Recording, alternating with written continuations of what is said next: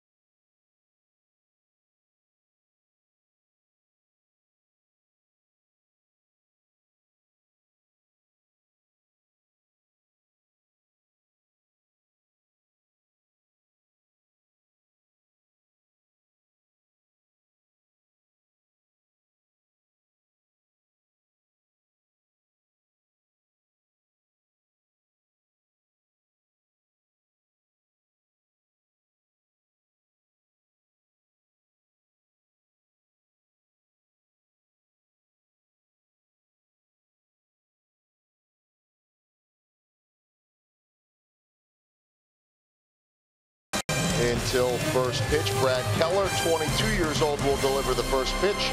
Fernando Romero will come in the bottom half of the first. So 2 young guns, Joel Goldberg, Royals Hall of Famer Jeff Montgomery. We're not the young guns, but the 2 that are pitching are. We've talked plenty about Keller, but what about Fernando Romero? Ryan said looking forward to seeing Romero pitch. I don't know if the Royals are going to be, though. Yeah, it's going to be a great matchup. It's going to be a lot of fun watching these 2 young guns go head-to-head tonight. I think if you look at Romero, here's a guy that has an outstanding arm. He's got an effortless delivery. Ball gets on you in a hurry, mid to upper 90s. He's got a great slider to go along with. He's got a nice changeup. He's a guy that's going to be filling the strike zone up with strikes. He trusts his stuff. He's on the attack all the time. He pitches with a little attitude out there, too. So he's a guy that maybe is not going to make a lot of friends because of the way he handles himself, but he's going to be going right at the opposition. And a historic start for him, as you saw in our Toyota League leaders. John Jay and Alex Gordon hope to keep hitting streaks alive. Jay at 11, Gordon at 6. First pitch coming up next on Fox Sports Kansas City.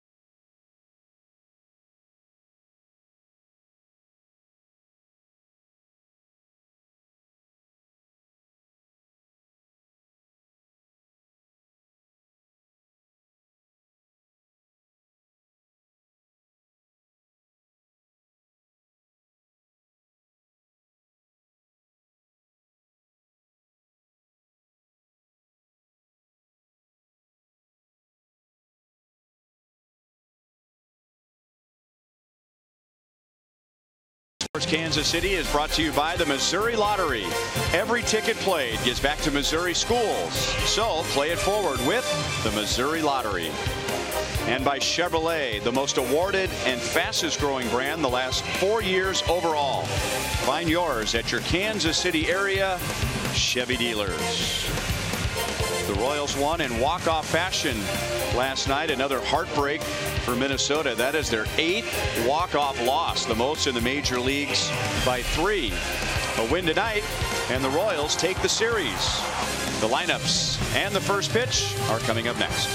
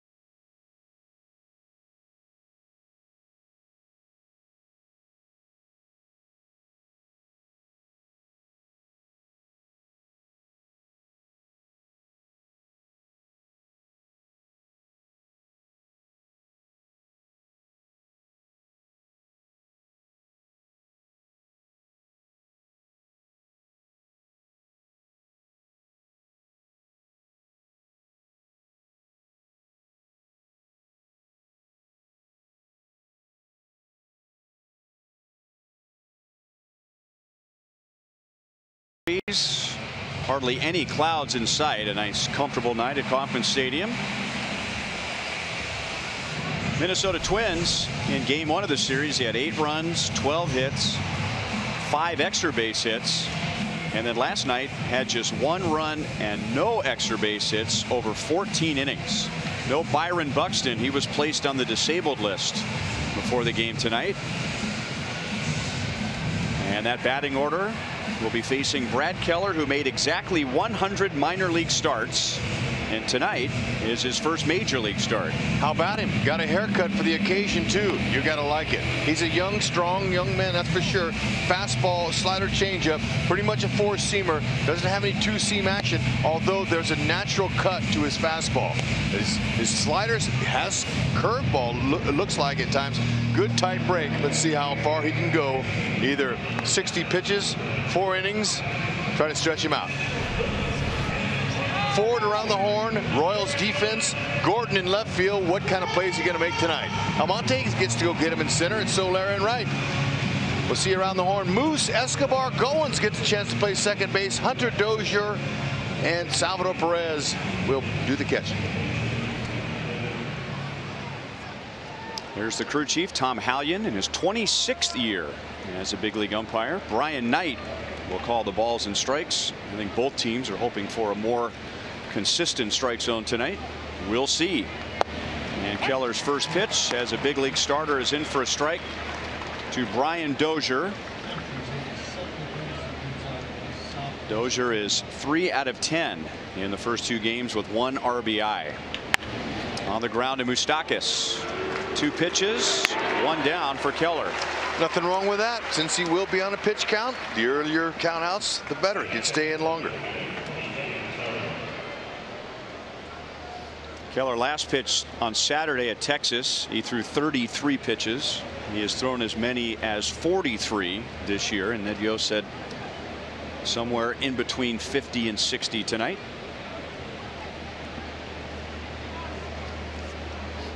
Eddie Rosario has 4 hits and 3 driven in the first 2 games of the series.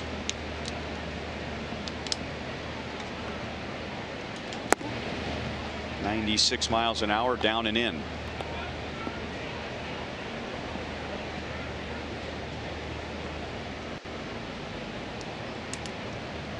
He likes to challenge hitters. I wouldn't expect him doing much different than what he's been doing. Doing a nice job. That you see that natural movement he's got on that 4-seamer. It's a beauty. Rosario, he's shaking his head. He looked back at home plate umpire Brian Knight and said, "Wow."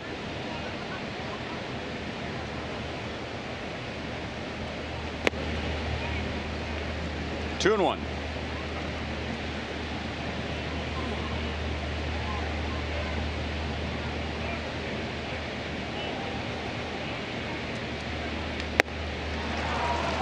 A long night.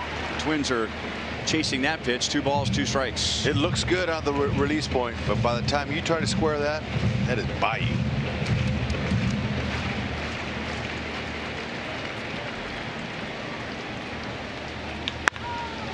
Low pitch is golfed out into right field. Soler didn't see it. The sun is setting right in his eyes, right over the top of the stadium on the left field side. Fortunately for him, it was hit right at him and it was low.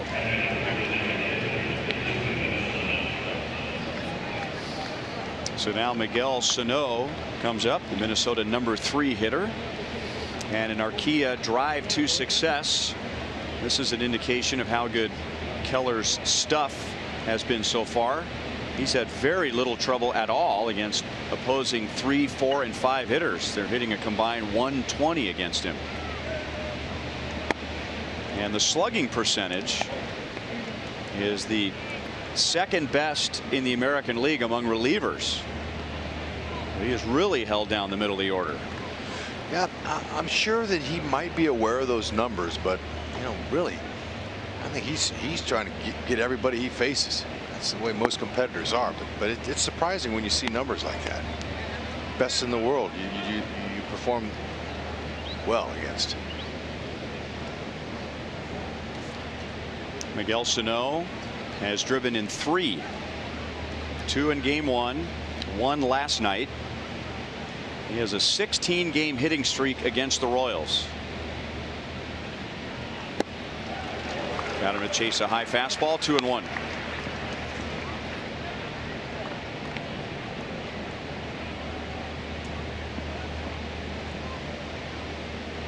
And adding to that number, he has 26 RBIs in his last 14 games against the Royals. Salvi lost it, and Rosario noticed that right away. I don't know if Salvi, if he had found that ball quicker, if he had a chance to get Rosario, who took off almost immediately. Well, as quick as Salvi is picking the ball up off the ground and getting it released is amazing. Had he got a little bit sooner, might have, but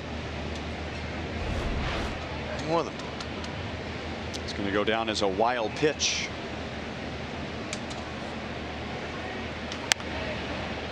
Right at him at 95.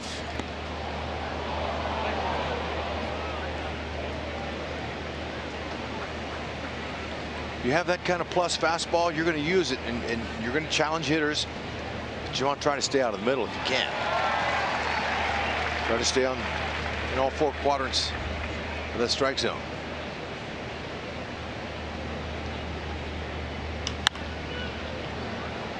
That'll be back into the crowd.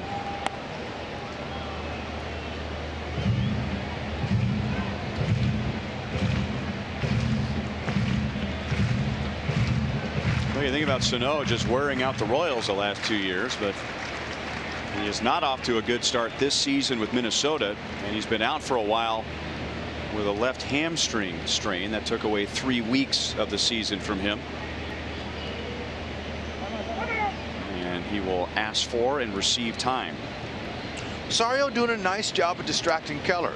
There's a purpose for that. He may not be wanting to steal and probably won't with the meat of the order coming up. He's already in scoring position, but if he can do anything he can to get inside of Keller's head, he'll do it. Didn't look like it messed with him much.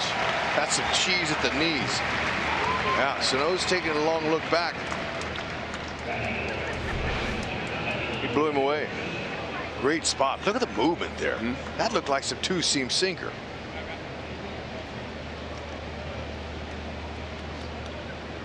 Told the story before that when he went through his first spring training with the Diamondbacks, he was frustrated, and one of the minor league pitching coaches noticed he was frustrated because his ball was moving and he couldn't take the movement out of it.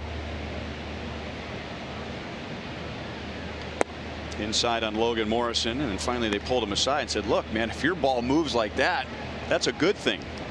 Find a way to put it where you want it, work with the movement, and you're going to be in great shape. He is not intentionally trying to manipulate the baseball when he gets that late cutting action, as he put it. That's just his four-seam fastball. 2-0 on Logan Morrison.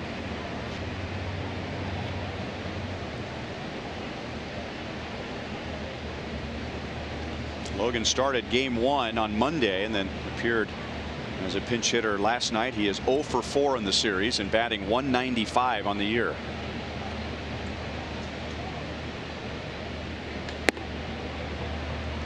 He was able to lay off the high fastball. 3-0. Yeah, he'll be looking. Maybe he'll get the green light here because he knows what's coming. But you know, when a hitter sees a pitcher for the first time and he sees some movement on that ball that's different than other pitches, he's like, wow, hey, you know, he's got some pretty good stuff. A little bit low. So 2 on and 2 out, and Eduardo Escobar coming up. The Royals so far have been thrilled with the way Brad Keller has pitched. Just looking at his overall numbers, and we're only talking 2 months, but the league to this point has not adjusted to him. He's getting better.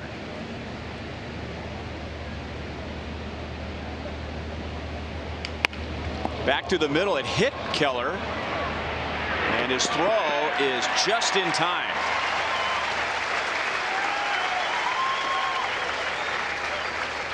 Paul Molitor steps out of the third base dugout. They want to take another look at it. Escobar is taking off his batting gloves as if he believes he was out. That's Derek Shelton, the bench coach, on the line deciding whether the Twins want to challenge or not.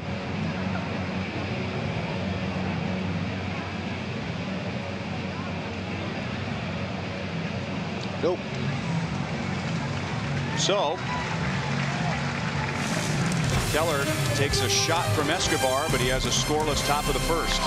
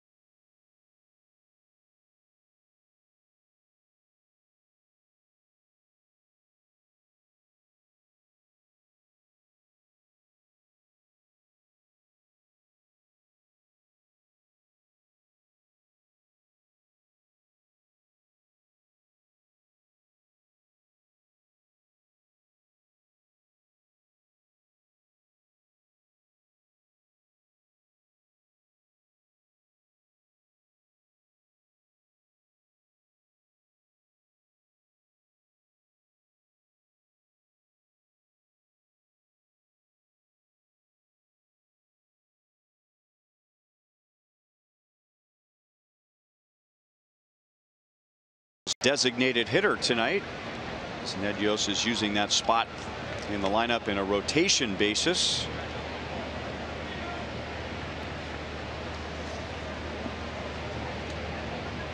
Playing in his last game this month, and what a month it's been for him. Most hits in any month in his career. 42 hits, third most in Royals history. 2 balls and no strikes against Fernando Romero.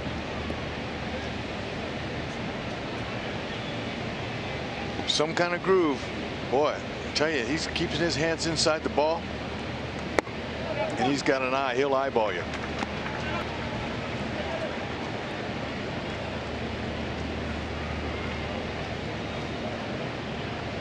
He has 6 hits in the first 2 games of the series. And he's on base with a 4-pitch walk. So leadoff man on. And Alcides Escobar will bat second. Whit Merrifield is not in the starting lineup tonight. Ryan Goins is in there tonight. He'll be at second base, and Abraham Almonte is in center field. And here is Fernando Romero, 23 years old, out of the Dominican Republic, making just his 6th major league start. 194 opponent average, 29 strikeouts in 28 2/3. Has a good fastball. It's got some life to it. We have 2 young pitchers with stuff. Okay, this is a stuff game as far as that, and that equates to hard velocity, lots of good movement, 2 and 4 seam fastballs. That means 2 different types of fastballs to offer the hitters. All of them have a secondary pitch that spins. Some break bigger than others, but he's got a slider. And he's given up 1 home run. That was to Jesus Aguilar of Milwaukee.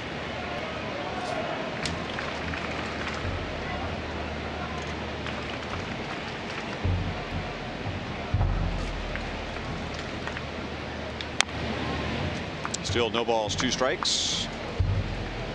Here is Romero's pitch breakdown, brought to you by Rocket Mortgage. And he's got some fastball. When I say some, I mean high quality fastball, and we hear a wicked slider. Yeah, and so we have a 2 and 4 seam because those are really 2 different pitches. 63% overall, yeah, fastballs, but 2 and 4, one runs and sinks and the other's straight and hard. It's usually a little difference in velocity there by about 3 or 4 miles an hour, but the movement, that's what they talk. The scouts talk about stuff. This guy's got good stuff.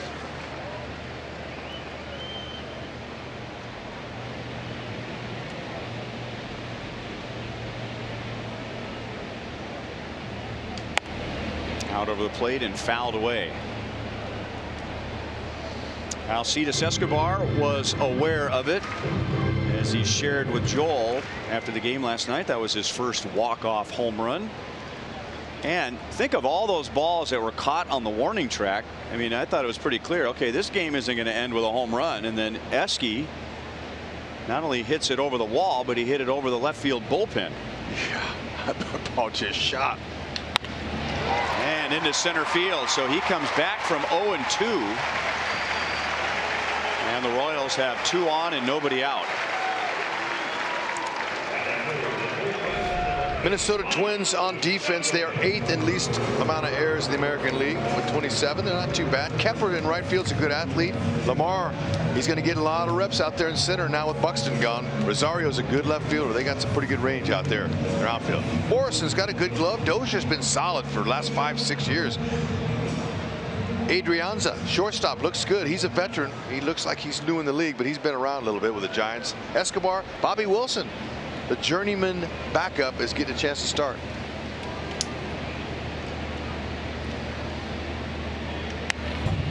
Stackis had a good swing at a fastball.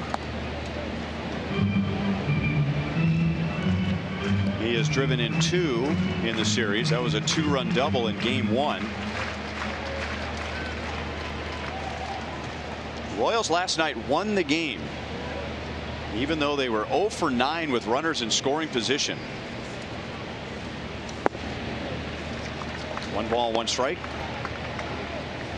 And they're just 4 out of 29 in that category in the series. So on one hand, not a very good batting average, but on the other hand, that's a lot of opportunities in 2 games. It is, you know, and it's weird how just the 1 home run was all they needed, but they were 0 for, and win a game like that.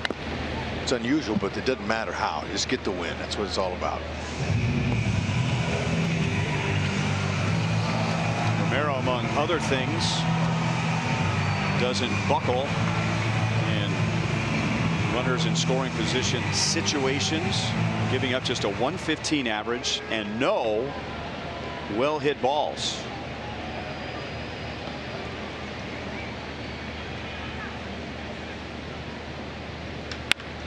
Until now, a line drive to left, and Rosario was over aggressive, and it skips by him. 1 run is home, and now he makes a bad throw to the infield, and Escobar scores.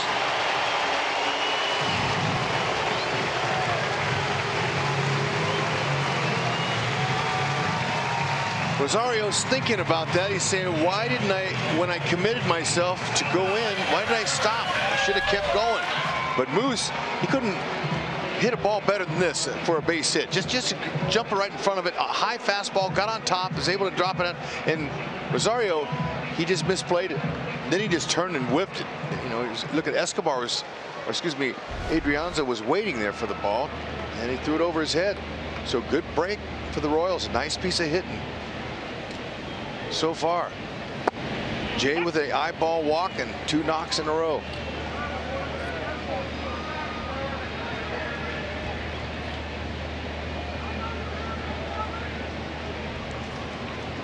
Exactly what you do. The young man obviously has been brilliant. 194 average against him so far in early in his career.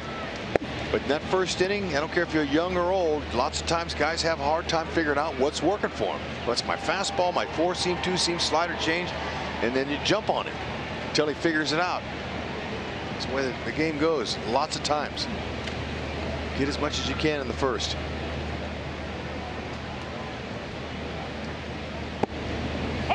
Give the Royals some credit too. After the 4-pitch walk, Escobar was down 1-2, so Romero got ahead. Moustakas was down 1-2 when he hit the 2-run double.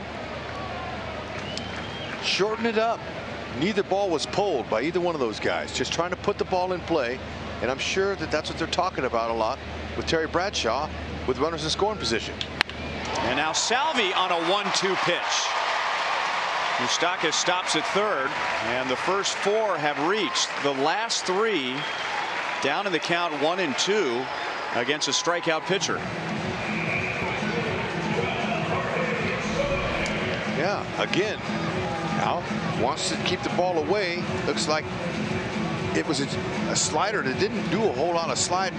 Could have been a changeup, looked pretty straight, but Moose had to make sure it wasn't lined. And now Garvin Alston is going to make a little early track to the mound, which he was probably not expecting to have to do in the first inning.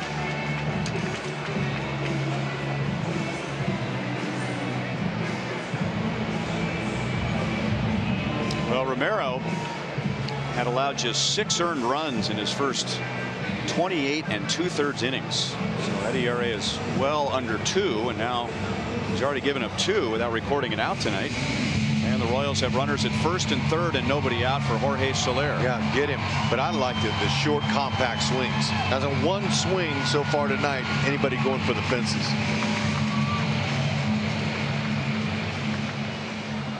Soler is 1 for 9 in the series. That 1 hit was an impressive home run against Fernando Rodney on Monday. He had the game-tying bases-loaded walk in the 8th inning last night. Right here, after the pitching coach came out, probably heater coming, I'd be ready to swing. And it's low. He's great. He's got a good eye. He's got a real good idea about his strike zone.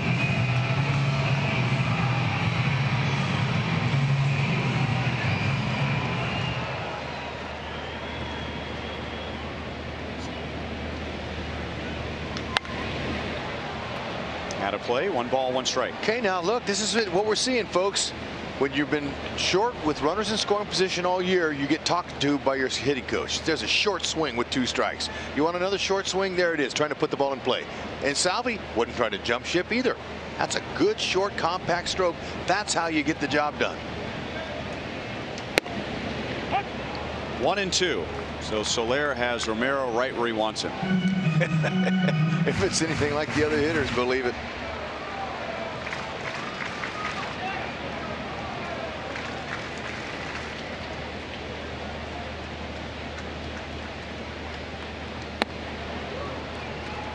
Two balls, 2 strikes.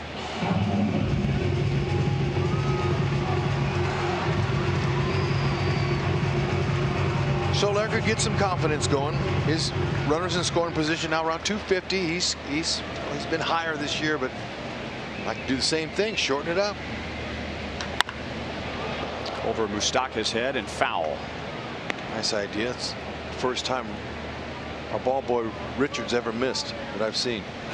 It happens. That ball had topspin on it too, by the way. Good try.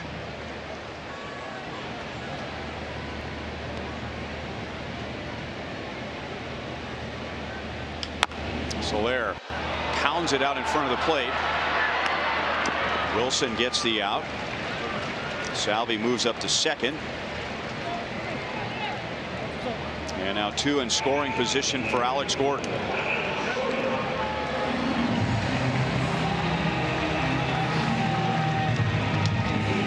Alex has hit in 6 straight.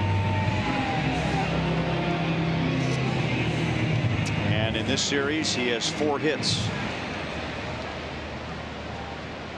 Thought he had won the game with 2 outs in the bottom of the 11th last night, but flied to the warning track in center field. And the Twins bring the infield in, and they get a ground ball. Morrison steps on the bag, 2 down. Just getting ready to explain the situation there. They had a chance. And Alex has been swinging a pretty good bat. They could have put him on, force a double play, but it's early in the game, and Mahler didn't want to do that to the confidence of the young rookie Romero. So we got it out.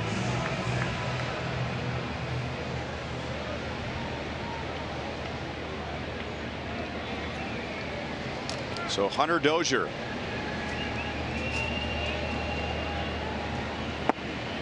Sliders down and away, ball 1. And they are going to work already in the Minnesota bullpen. Aaron Sledgers, who was just called up today when Byron Buxton was placed on the disabled list. He's a starter.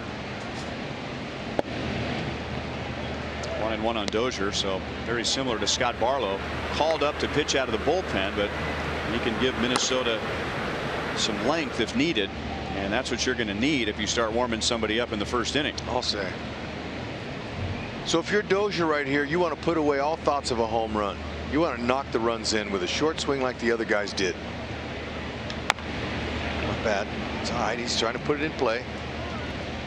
Even if you don't really hit one squarely, you still try to find a hole out there.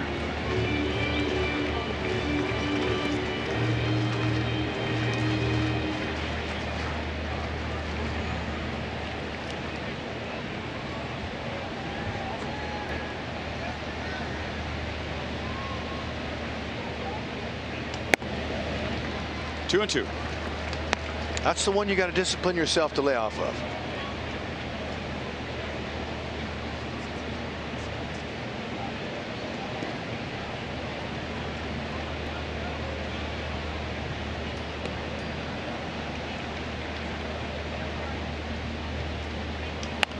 Out over the plate and fouled away.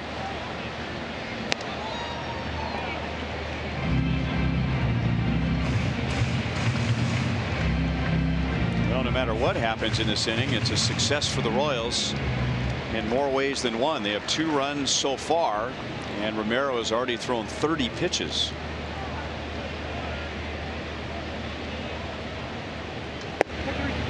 Called third strike over the outside.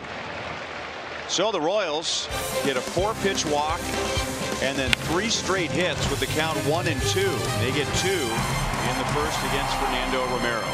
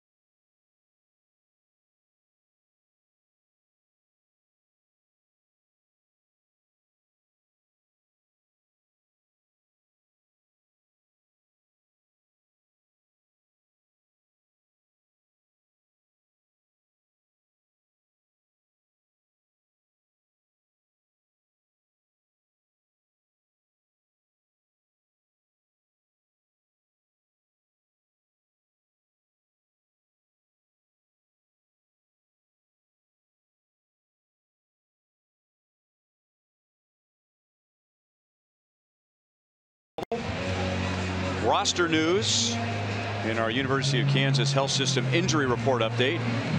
Blaine Boyer joins Justin Grimm on the disabled list with a lower back problem. So Trevor Oakes is called up from AAA. He will fill the role that Scott Barlow was supposed to fill tonight, and that is piggybacking Brad Keller, who's going to throw about 50 to 60 pitches. And Keller, right after his team gives him a 2-0 lead, gets an out on one pitch against Max Kepler.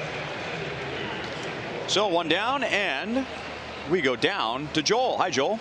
Ryan, I had the chance to talk to Brad Keller the other day when he found out he'd be starting, and he said he really didn't want to change a whole lot, and he would rely back on his routine in the minor leagues. He said, yes, this is the major leagues, not the minor leagues, but he had a routine there. He had a routine in the bullpen here.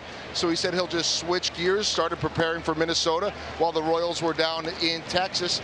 And he said because he's been up here now in the big leagues facing big league hitters for a couple of months, there's not that fear factor. He's going to treat it as just another outing at this point.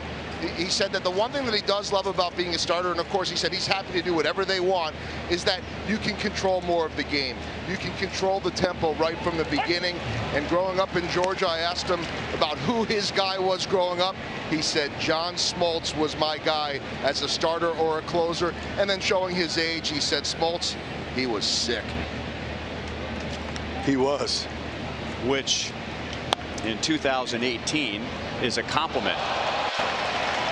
The play of the game so far was just made by a fan in the club level on the first base side. That was a wicked line drive that was still going up, and that guy right there stood up and caught it with his bare hands. That was a sick catch. Yes. Just like the kids say it today. Look at, I mean, it was just no blooper. Had little hair on it. Woohoo! I mean, to tell you. Look at that. The guy sitting behind him was like, what happened? Oh, way to make your daughter proud.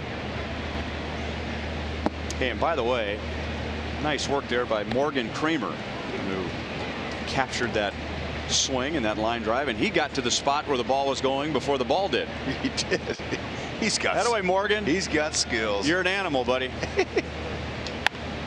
Fouled away by Lamar. Still 2 balls, 2 strikes.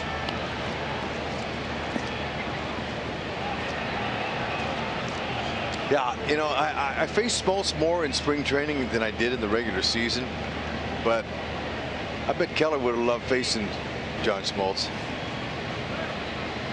I thought it was pretty cool. He was a rock star then, too. Nice 2-seam fastball, and Keller has struck out his second tonight as he gets Lamar.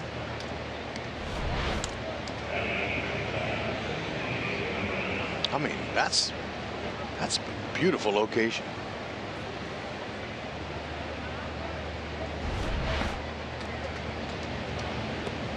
Brad is from Flowery Branch, Georgia. It would be easy to overlook that school when you look on your schedule and you go, okay, who do we have this week? All right. And we got this week, and then the third week we're playing Flowery Branch. No, that won't be a problem. They should be a walkover. Yeah. And then all of a sudden you're in the batter's box and you're looking at Brad Keller. Yeah. I mean, that's the size they like them. And the reason is, they say to be a starter, you're big and strong, you're durable. And when you're young, that attracts the scouts. Now, you can prove yourself if you don't have that size. It doesn't have to be, you don't have to be that way, but it just sometimes you have to work a little bit longer to prove yourself.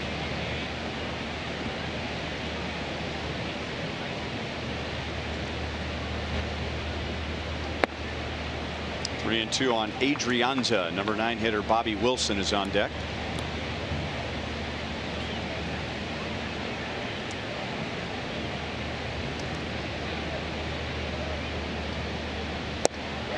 Fastball got him 95 miles an hour. Keller has 2 scoreless innings with 3 strikeouts. Seth Sinovic of Sporting KC is going to join us in the booth when we come back.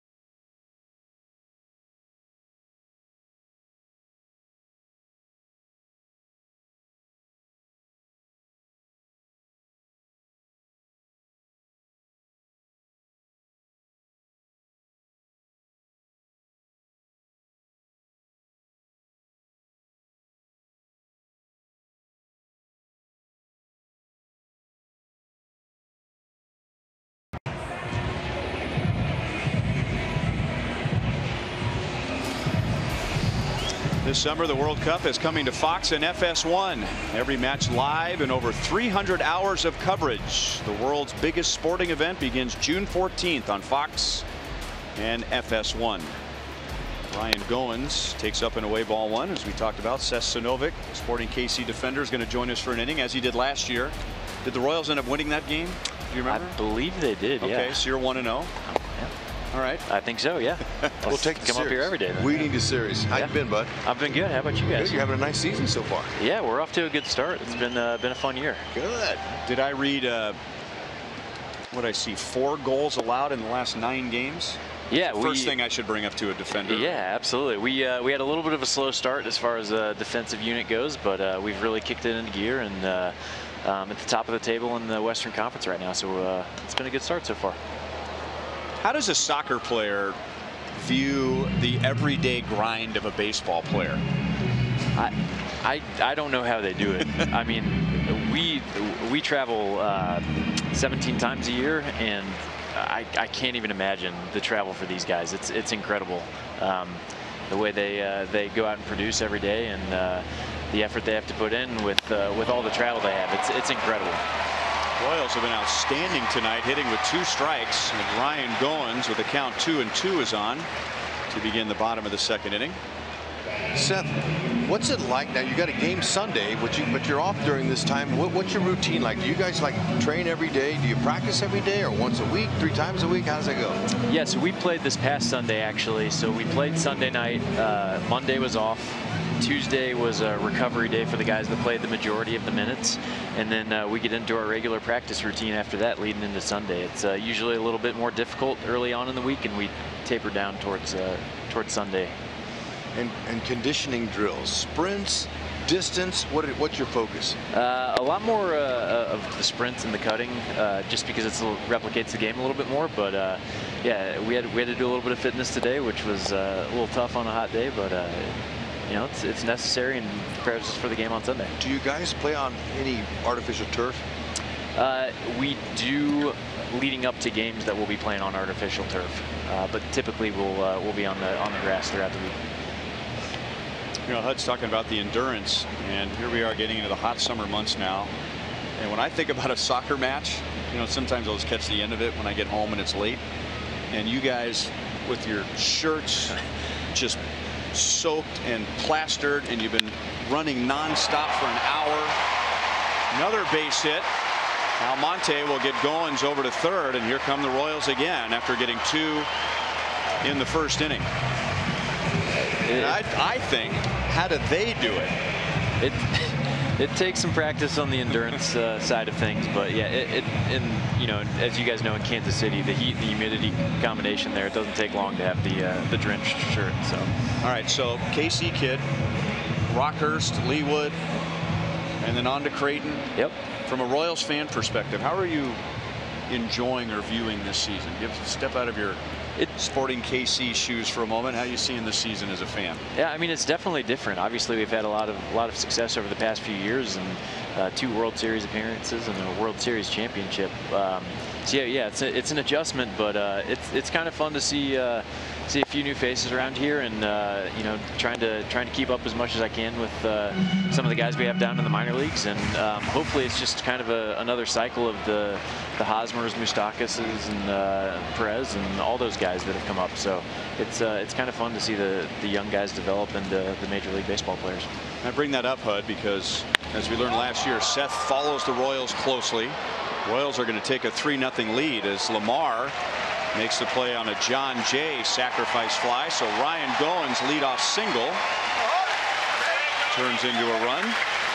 Seth Almonte with 1 out. So Seth isn't just, you know, a sporting player that comes in here and, you know, fakes that he's a baseball fan for 1 inning. He follows the team closely. He does, and he brings runs.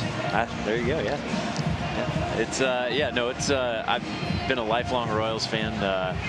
I mean, remember going to games when I was a little kid, and I'm sure I annoyed my dad with all of the ballpark food I was trying to get. But no, it's been a blast. It's been a lot of fun over the past few years, obviously with this success. And like I said, I'm ready for the next cycle and to see the new guys come up.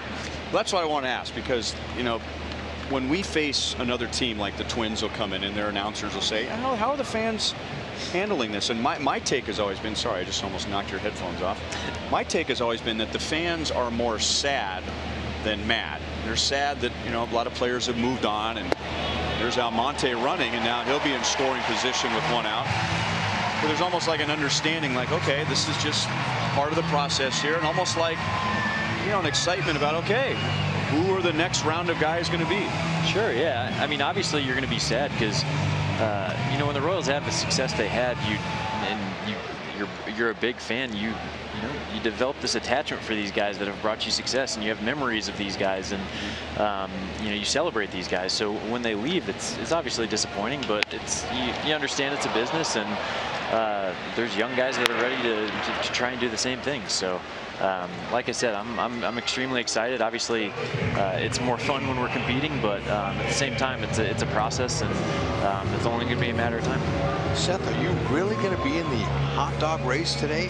I will not be in the hot dog race. No, there's going to be 3 other guys from Sporting Kansas City. Who's going to be in there? Oh man, I believe it's Carlton Belmar, Daniel Shallowy, and I'm trying to think of it. Oh, and Eric Dick, our rookie goalkeeper. So okay, he's a big kid. So and your friendly wager, who would you favor in this? I would be shocked if Carlton Belmar didn't win it. He's probably the fastest or second fastest guy on our team. So okay, so the other guys are just basically filling up hot dog suits. I think so. I don't know, unless he's going to take it easy on him. We'll see. Hey, how did you get out of it? I can only take so much heat. The hot dog costume and then the heat and humidity here, that would not be a good combination for me. Okay, along those lines again, how many miles will you run in a typical soccer match if you play? I don't know, do you play the whole game? Do you just come out for a few minutes? Typically, if you're playing 90 minutes, depending on the position, you're going to be running around 8 miles in a game.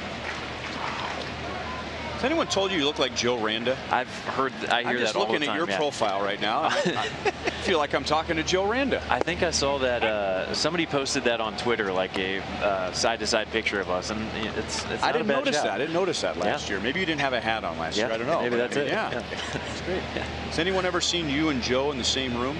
I don't think so. Okay. I don't think we've ever been in the same room. So I like Joe Randa as a player, though. I enjoyed watching him. Yeah. He's a good player. He watches a lot, by the way, too. I'm probably going to get a text from him. Joe should take that as a compliment. Moustakis high into the right field corner. And did it hit the pole? Oh, wow. It did. There we go. The exact opposite of the later innings last night when the ball was not carrying. That ball got up there. The wind is blowing out toward right center field, and it hit the foul pole for a 2-run home run. And the Royals lead 5-0 in the second inning. How about our ram drive of the game? Seth, now see, I could tell by watching that pole, that's the shortest distance in the outfield there. And if Kepler, this ball just kept drifting, 334, that's all it took. I was saying get foul because I thought it was going to stay in and he was going to have a chance to catch it, but I like you. We'll take it. But I was leaning on you because we were trying to keep that ball fair, but thanks for letting me lean on you. That's going to give us 2 runs, no problem. I know it. Moose is outstanding. What's your favorite memory of the last few years? Oh, by far the wild card game. I was sitting upper deck up in left field, and was with one of my good friends from Sporting, Rob Thompson, and I mean, there was a lot of emotions going on in that game, but a roller coaster of anger and excitement and all that stuff. But the way that game ended was incredible. That's one of my best sports moments in any sport. Fantastic. You know, typically at this point, we feel like we've interrogated you enough, but since the Royals have scored 3, we're going to hang on to you as long as we can. And now, Jorge Soler. Get out. Launched into deep left center field. Lamar at the wall.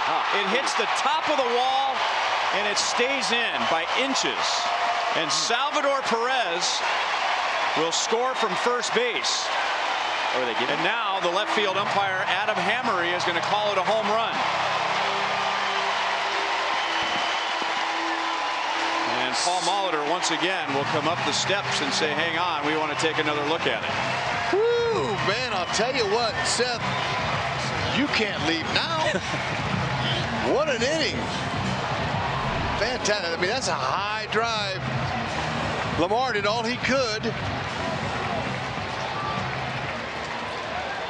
And it looked like it hit the very top of the wall. They're going to call it a home run. They're going to stay with it. Paul Molitor is going to ask for a review, not a challenge.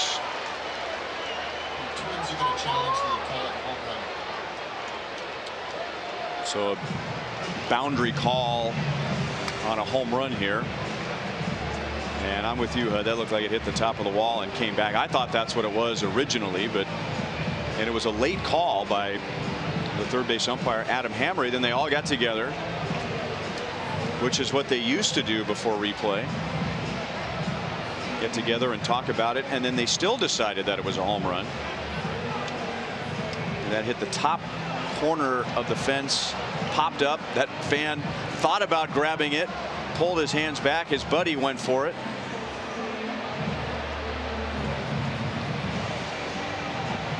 Are you keeping Nate Bukaty in line? I try to. He's that's a full-time job. He's got a big personality. Yeah. Got to do his first national game. Yeah, he did a great job too. Yeah.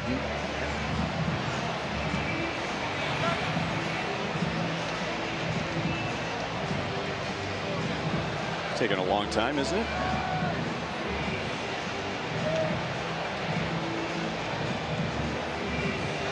The emotion of the wild card game. I was in the stands, and I had post-game duty, so I'm sitting with my family in the stands, and it was unbelievable. When Ventura came out, Ned brought him out and hit who was it that hit the home runs off of Ventura? Brandon Moss. Yeah, Moss. The fans really got upset. And so I had to leave. That's why I left. I said, hey, guys, I got to go to work now. We'll see you later. I had to get out of there because it was just, there was so much energy in the building, so much anger. And then there was so much happiness. So good memory. That's one of my favorite games ever. Yeah, that was a lot of fun. And the Hosmer triple almost home run where they kind of glided out there. That was another big moment. That was a fun game. So it'll be a double.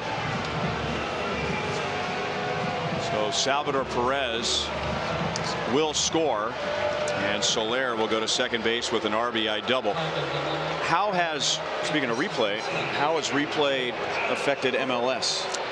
It's been interesting. I was involved in a replay incident this weekend. I actually had a guy throw a punch at me off the ball, and that's right. Nate was telling me about that. They didn't give a red card, which was crazy. That's automatic in soccer, right? Oh yeah, absolutely.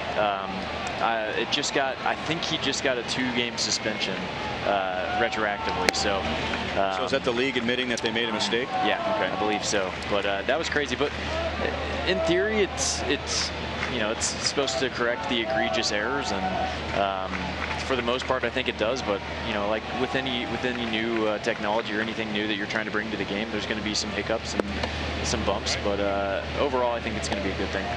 So just like in baseball, what can't be reviewed that you wish could be reviewed?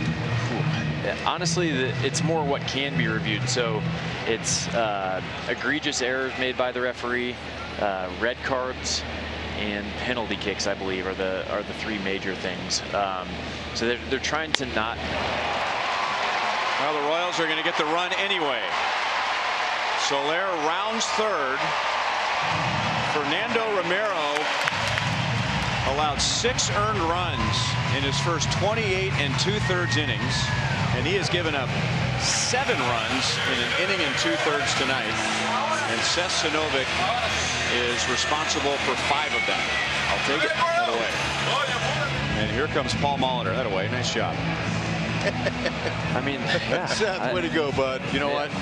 That's about all we can ask for you is 5 runs. Hey, heck of a job. I think I may have found myself a new job up here. All right, bud. Thanks for having me, guys. Thanks for hanging out with us.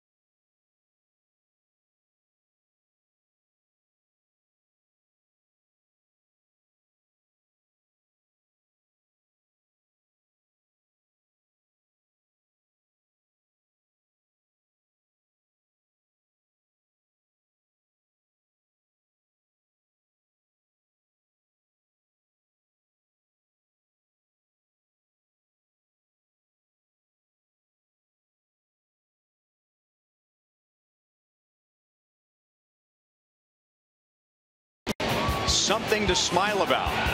Mike Moustakas has hit a 2-run home run in a Royals 5-run second inning after getting 2 in the first. And then Alex staying in the middle of the field. Gotta love that. I'll tell you, the short swings tonight, it's so early in the game, is amazing. And look at Keller sitting there. I think he's dried off from his sweat. And the young Romero saying, wow, you know what? I guess this is how the big leagues can be sometimes. Welcome to the show. I mean, everyone, if you stay in it long enough, gets the humble pie.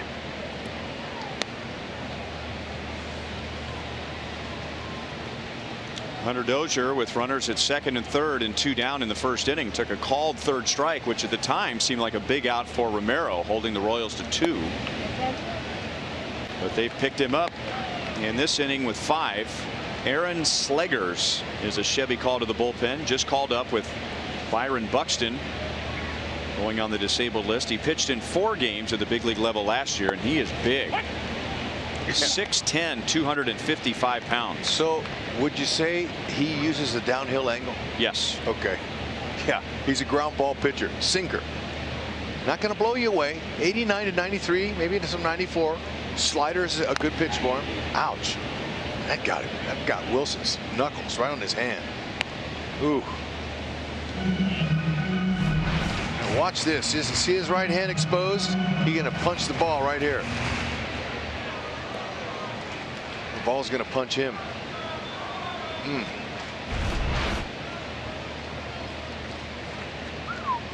That's right. As if this inning hasn't been painful enough for the Twins. You know, you see a hitter get hit by a pitch on his knuckles and does a lot of bad things. Amazing that Wilson, they're going to throw the next pitch. He didn't even have hardly any time to get over it. I'll tell you how tough those guys are. You run right here, make him throw the ball, right? Exactly. And Alex is running. And he will not throw the ball. At least he didn't get a very good pitch to deal with, but hey, make him throw the ball right away if he gets hit on the hand. That's the way the game is. It's his knuckle. It's right on his index finger of his knuckle, and look at it. He can't get the grip on it.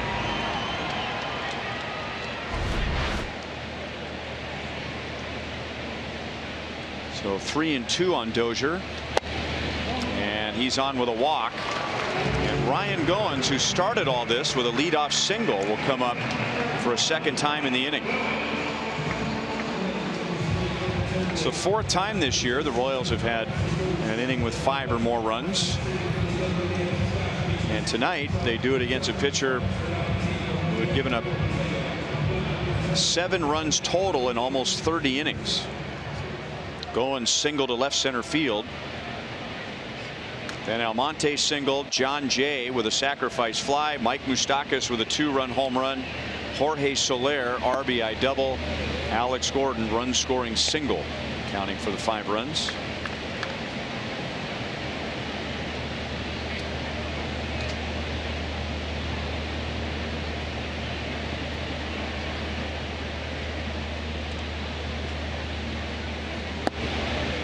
You see a little Chris Young maybe in him. I mean, it's not quite as thick as Chris. Chris was a little bit bigger, it looked like. But this is the height, you know. You don't see too many pitchers that tall. And, you know, you talk about spin rate now, and all the hitters that faced Chris Young marveled at how he could get you out at 88, 89 miles an hour upstairs. But it was his deception on his spin, on his fastball, that from that height that did it. And he mastered it.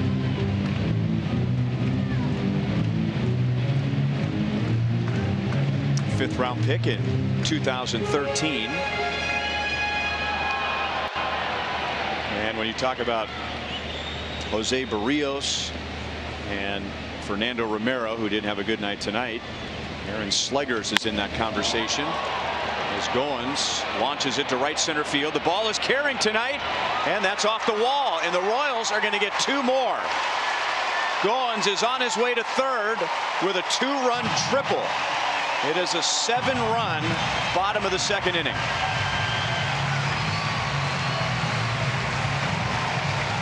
Wow.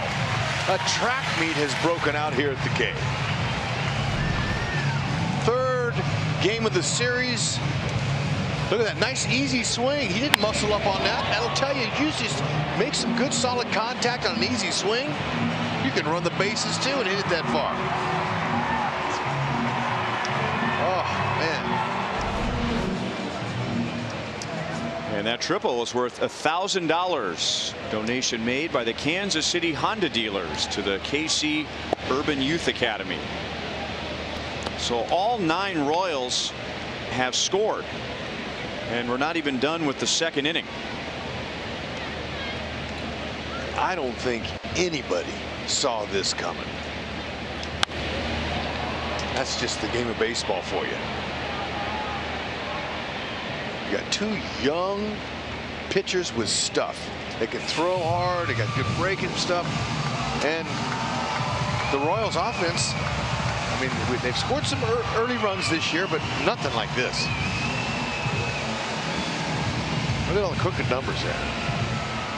John Jay doesn't have a hit, but he has a run scored and an RBI. Dozier is without a hit, but he has scored a run. And Almonte is down on strikes to put an end to a long bottom of the second inning. The Royals bat 11. They score 7. And at the end of 2, the Royals lead 9-0.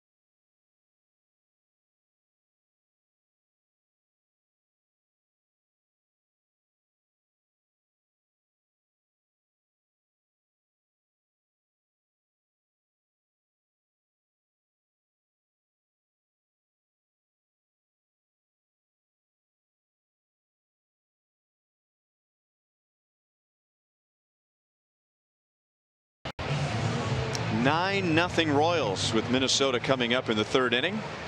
Friday nights at Kauffman Stadium means Buck Night and fireworks. Enjoy hot dogs and peanuts for just $1 and then stay after the game for a fireworks spectacular. And the next one is coming up the day after tomorrow when the Royals host the A's to begin a 3-game weekend series. Get those tickets now at Royals.com. Well, apparently Bobby Wilson didn't break his hand, or if he did, that was pretty impressive with a leadoff double against Keller. That is the second Minnesota hit. Yeah, as he was leaving the field, he was holding out his hand. He was looking at it. I'm thinking to myself, you know, that could be broken. He took that ball flush, but right here, ooh, that's all done with his bottom hand mostly. Top hand came off, and that bottom hand for any hitter is the most important hand. You're taking it to the bat to the ball.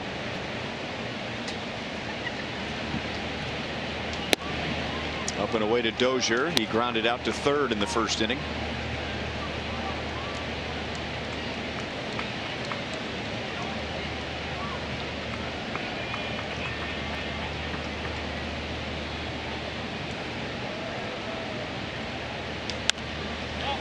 Popped up. Goins is out. And he's got it.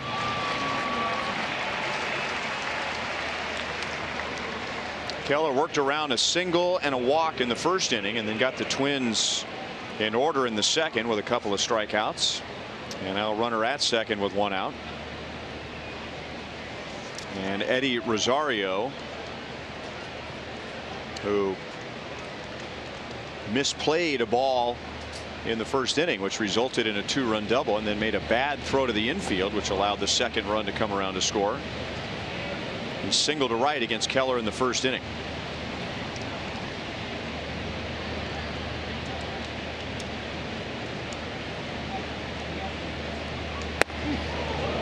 It's all right.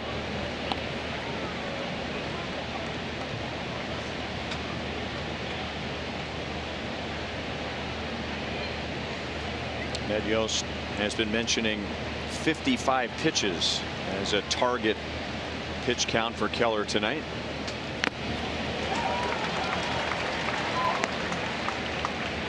Keller, of course, came to the Royals in the Rule 5 draft. He is from the Diamondbacks organization. The Reds actually took him in the draft, but the Royals had a deal in place with Cincinnati. Cincinnati would take Keller with their pick and then deal him to the Royals. Fouled away by Rosario. And it's easy to think that Keller just kind of came in out of the blue, but as is the case oftentimes, the Royals had their eye on him for a long time. And when he was in high school, he actually traveled from Georgia and had a pre-draft workout right here at Kauffman Stadium. 2 balls, 2 strikes. Royals were aware of him, and the Royals Southeast region supervisor Sean Gibbs, who's been in the organization for 12 years, they were on Brad Keller. So were the Diamondbacks, and so they had a workout, the Royals did, in Atlanta. They're impressed with Keller. He came here, and in order for that to happen, the player has to come at his own expense. And the Royals really like Brad Keller. He only threw about 85 to 88 in high school, but he was going up against good competition, including Clint Frazier, who was a first-round pick of the Yankees, and he had just been called up when the Yankees were here. Sometimes players get discovered because the scouts are coming to see other guys, and the Royals noticed his size. They liked his arm action. Out to Goins at second base. And Rosario, busting it up the line, is out. 2 away.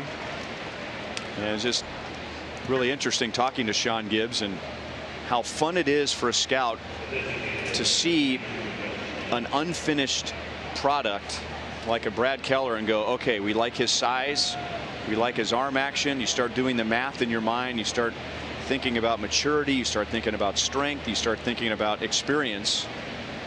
And over the course of just a few months, he went from 85 to 88 to 90 to 91. But the Diamondbacks took him in the 8th round. But now here he is in a Royals uniform.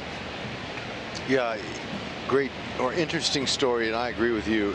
It's an inexact science, but to me it's one of the most interesting things, how they can, you know, they compete. All 30 teams compete for the best talent, and you're slotted by certain picks at a certain time, and there's a lot of strategy involved. And, I mean, it's amazing. I'd like to see the war room here. I heard they have a new war room here, and they've made it all up. They call it that. Oh. Miguel Sano, of course, drives in a run. And that gives him a 17-game hitting streak against the Royals. So Wilson's leadoff double turns into a run, and now it's 9-1.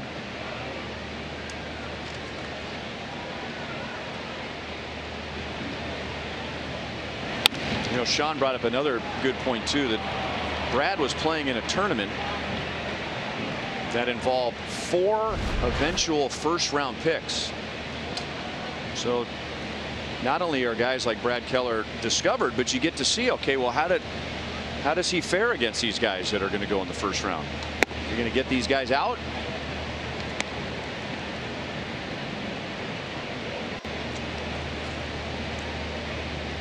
getting out to the big league level, that's for sure. Yep. You can prove a lot of people wrong and a lot of people right. And then the ones that don't work out, all that time and money they put into the player, you know, you just shake your head and say, man, you know what? I don't know. It just didn't work out. It's not a guaranteed slam dunk. Every time you take a kid in a high round, gets good bonus money, and you're paying for his potential, but just sometimes you go from a prospect to a suspect. 1-2 on Logan Morrison. You know, the round was very interesting too. You know, you talk about the money that each team is allotted in the draft. That's basically for the first 10 rounds. Once you get beyond the 10th round, then you have some more financial flexibility. So the Royals were really hoping they could get Brad Keller in the 11th round, because then they could meet some of his financial demands. They just were not in a position to sign him before the 11th round. Arizona was, and really it was the Royals and the Diamondbacks were the only two teams that were aware of Brad Keller, who was a late bloomer. Trevor Oakes, who was just called up and is scheduled to take over when Keller reaches his pitch limit. Keller's at 50.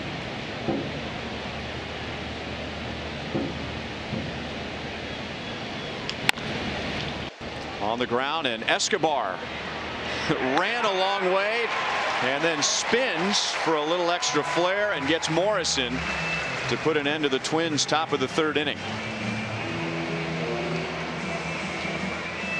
For now. Esky kind of lobbed it over there. He didn't put a whole lot on the throw, and he typically knows how hard to throw it to get it there, and I believe he got him. Looks like it from there. That'll be interesting to see if Keller comes back out for the next inning. No challenge.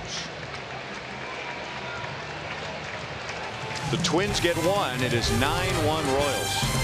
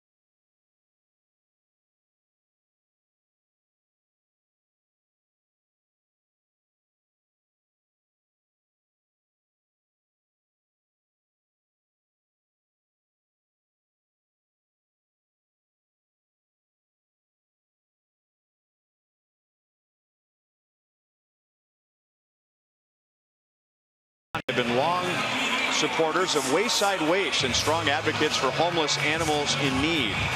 The owner and publisher of the Pulse legal publications, her employees began donating to the charity in Pam's name. And this annual holiday tradition has helped many animals receive care and attention they need. And on this second Bark at the Park, Pam is sitting in the Buck O'Neill legacy seat.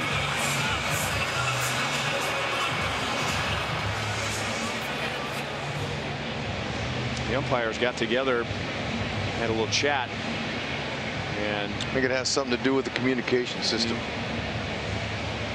Well, it took a long time for Paul Molitor to get word from his clubhouse, and it seemed pretty clear to us that Morrison was out at first base. Well, now it appears that it's not communication with their clubhouse, it's communication with the bullpen, and Garvin Alston, pitching coach, has a walkie-talkie in his hand, and he's waving it in the air at the left field bullpen to make sure that they have their walkie-talkie on the other side.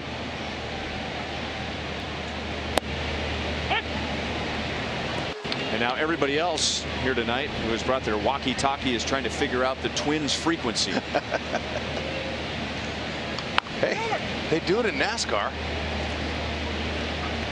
That's great, isn't it? You get your own radio. You can hear what's going on. You can listen to everything that's going on. Heck, I think that's interesting. The spotter and the crew chief. And exactly.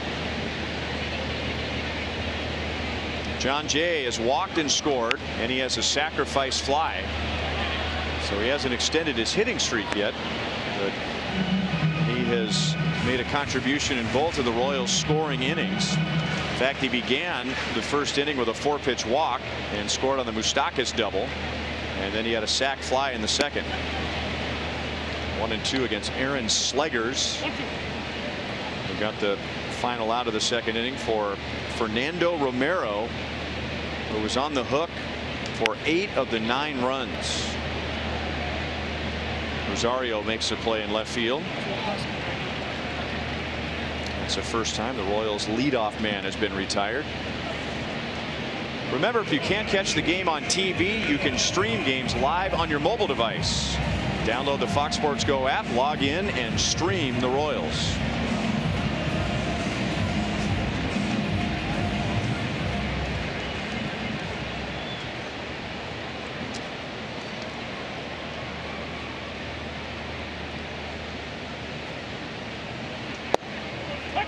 Escobar singled and scored in the first inning. He is 1 for 2.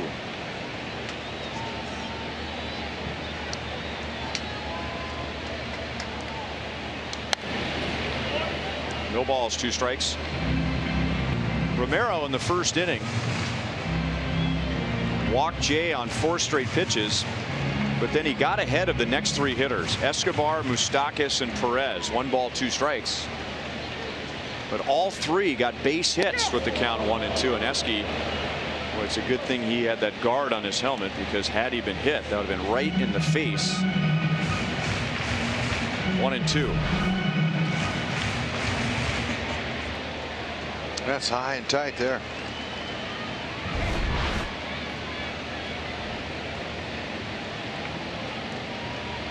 So Romero didn't have his A game tonight, but give the Royals hitters credits. They were down but not out in the first inning, getting all those hits with 2 strikes. I can understand if Esky wasn't as comfortable as he usually is with that next pitch. Yeah, and then, you know, before the next pitch, a bee was flying around. It looked like around him. So it's not a good AB right there for Esky. Here's our Kubota Power Stats. The Royals' 3, 4, 5 hitters have driven in 5 of the 9 and scored 3 of the 9. Mike Moustakas has had the biggest night with a double, a home run, and 4 RBIs.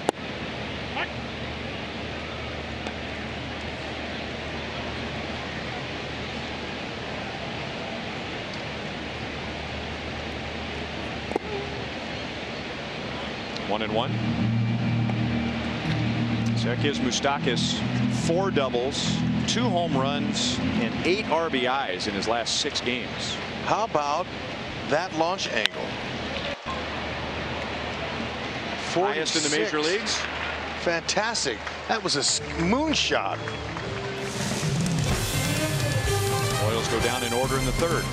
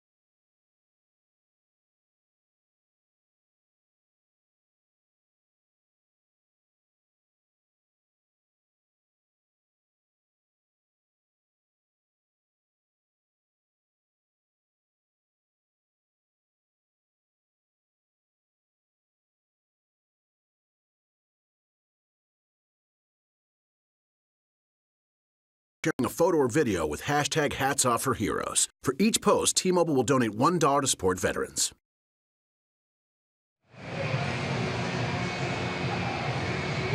Brad Keller is all smiles and laughs as he chats with Mike Jershely and Eric Skoglund, whose spot he is taking when Skoglund went on the disabled list.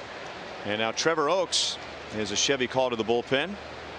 Made his big league debut against the White Sox at the end of April, almost exactly a month ago. His ERA at AAA Omaha was 2.50.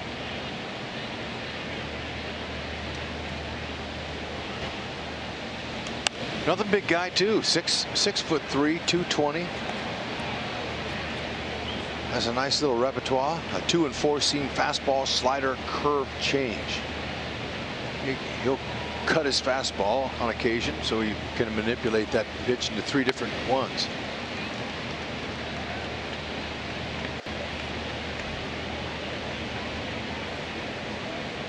Some good sink to his 2-seamer if he's on.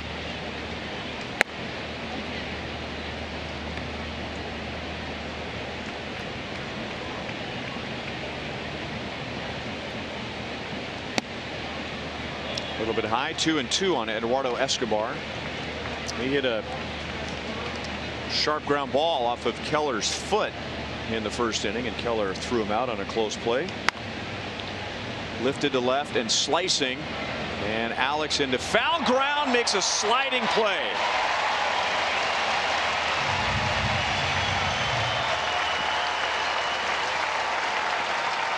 It's just incredible to see the judgment that he has and the ability to close on a ball. And then he's able to contort his body to keep the ball inside. He twists his arm around like he does, and hope he's doesn't get shaken up on that one. It wasn't quite as violent as the great catch he made in St. Louis, but that was a nice hat tipper, that's for sure. Well on his way to Gold Glove number 6. Kidding? I thought last season was the best left field play I've ever seen in my entire career, playing and broadcasting.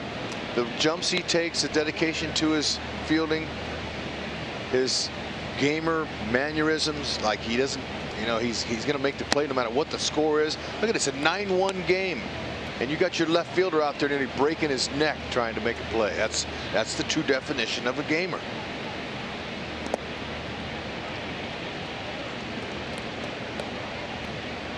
Now 3-1 on Kepler. Just take a look at the stat cast. Watch the route. Look at the route he takes. Straight line. He knows exactly how to get to it, cut it off. He knows every nook and cranny here at the K.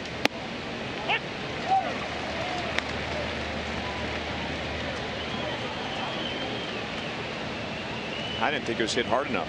That ball just kind of flaming out. I didn't think he was going to get there. It looked like it had a parachute on it. Yeah. It did. I didn't think he was going to get to it either. Kepler is down to first with a 1-out walk, and we go to Joel. Guys, Scott Barlow had a memorable performance last night, and maybe a similar story to tell one day as our own Jeff Montgomery.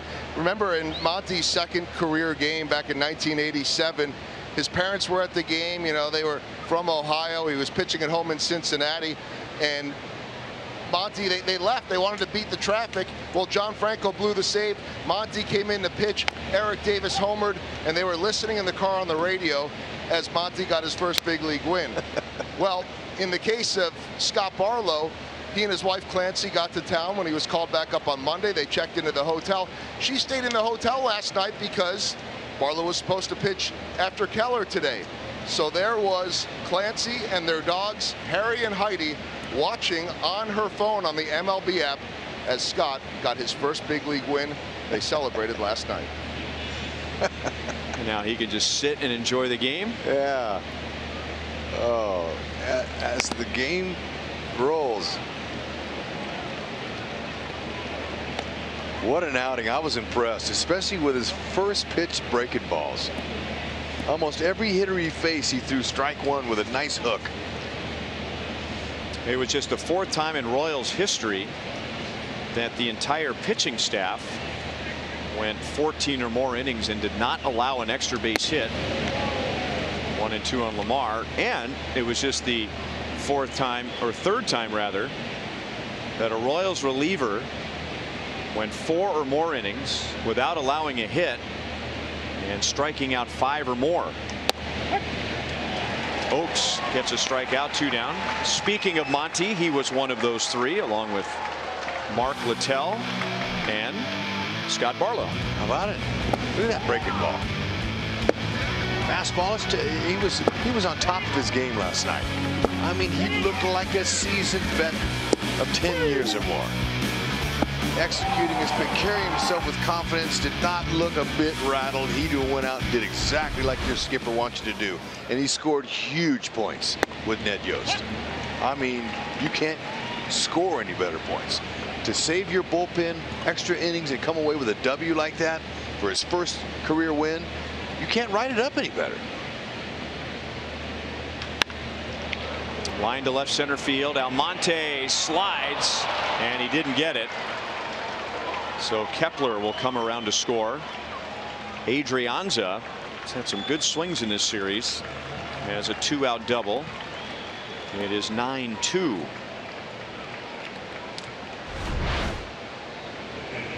Yeah, he took that ball right where it was pitched and went with it. Almonte, you know, sometimes it's okay to do the seated slide, but if you're going to make a play like that, you got to dive head first. You got to get out there and get it and get extended. But nice effort. Thought he could at least keep it in front of him. Alex did a good job of backing up, getting over there.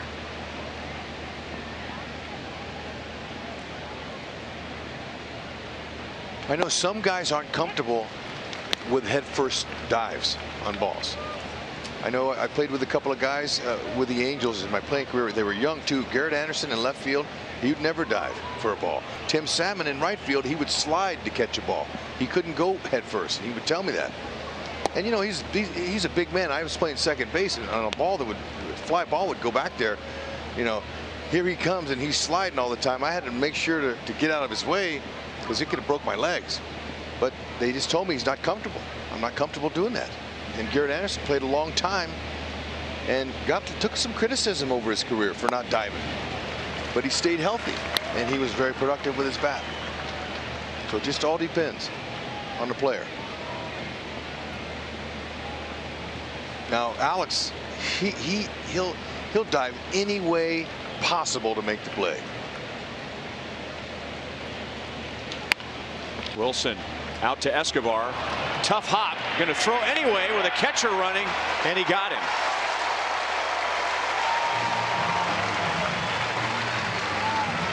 Man, I thought Salvador Perez was quick on the pickup, but watch this recovery. Tough hop. Look at that. Woo! One motion. Great play.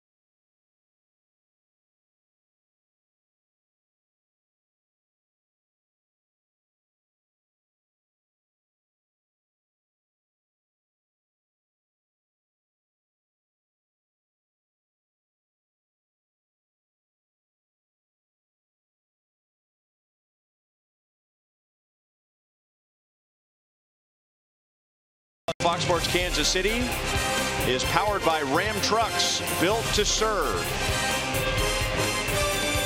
And by Sling TV, live TV you love, only better. Fastest hot dog race in the world.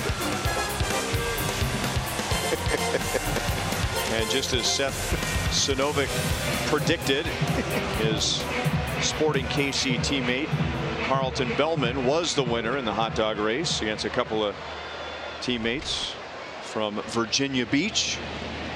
Carlton Belmar, sorry. Oh, I got a kick out of that. That was fantastic.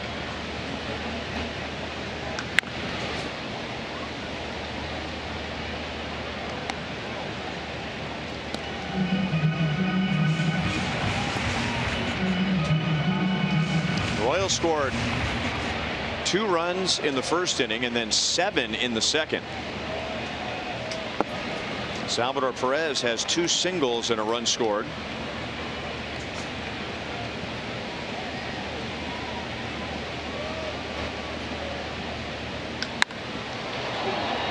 Out to right center field. Kepler is on it, and there's one down in the 4th inning. Whit Merrifield is not in the starting lineup tonight, so he is sitting back and watching his teammates zipping around the bases tonight. Come out on Saturday to get your own Whit Merrifield bobblehead, courtesy of KC State Company. That's to the first 20,000 fans through the gates. And remember, Saturday's game is at 1:15. Jorge Soler picks up his 2nd hit tonight. He is 2 out of 3. And he's on with 1 out against Aaron Slegers. You know, Rhino, I was out a little bit early the other day when they showed Whitley his bobblehead for the first time, and he came up out of the tunnel into the dugout, and I said, "Whit, what are you doing, man?" He goes, I'm gonna see my bobblehead." I go, "Really?" And you should have seen his grin. He was like a kid in elementary school. And so here come the personnel from the Royals, and there was 3 of them, and they had the bobblehead, and they showed it to him, and he unveiled it, and he looked at it, and he just broke out into a big grin to have his own bobblehead. That's pretty special. He was pumped. It was great. It was great to enjoy that moment with him.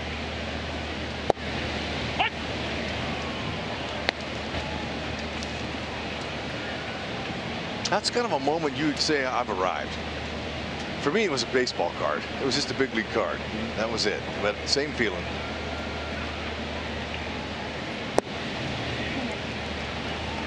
Two balls and 1 strike on Alex.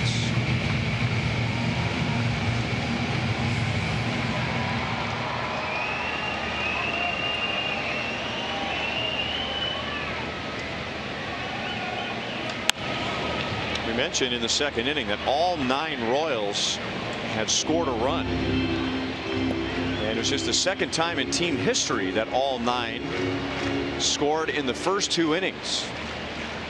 The other one was in May of 1993 against Oakland. Wow. They'll be in town over the weekend. It's not the 93 A's, but the A's will be here over the weekend. Just another example of we don't know what we're going to see night to night when we go to a ball game. That's the exciting part about baseball. One of the many exciting things.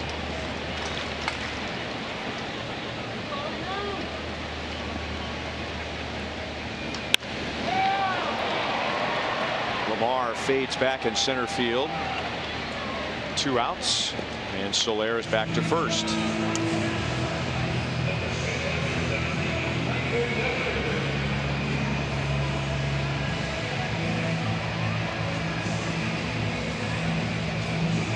You know, taking nothing away from Lance Lynn, who pitched really well on Monday night, or Kyle Gibson, who tossed a gem last night.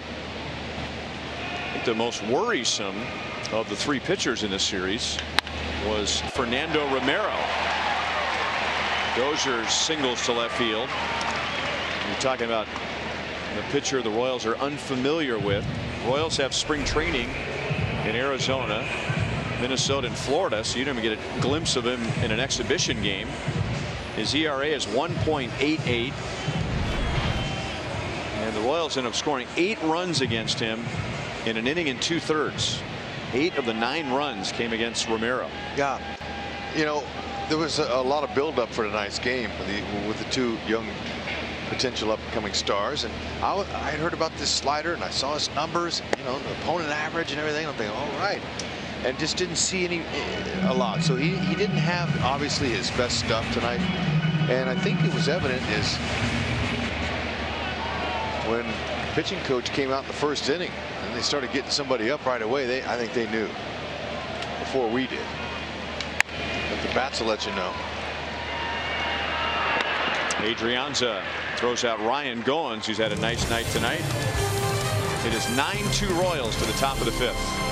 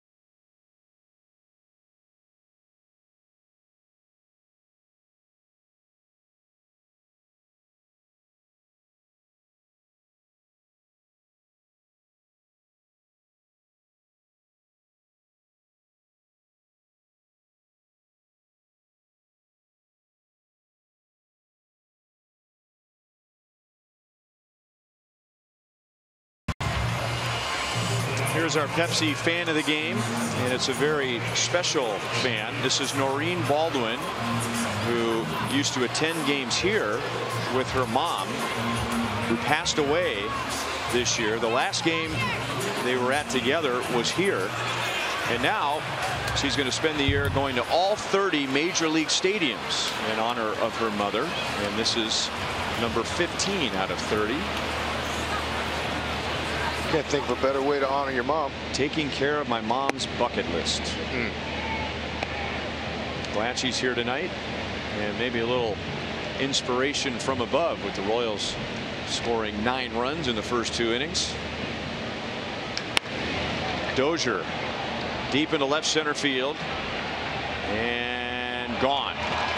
So the Twins have scored in 3 consecutive innings. Second inning, they've gotten a run against Oaks.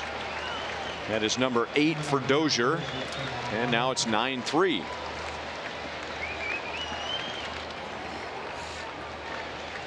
Let's take a look at our Mo Lottery replay.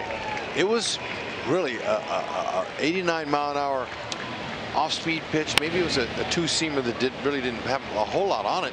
Middle of the plate, he barreled it. Didn't go out by much, but that's a pretty good poke because the K's a large building.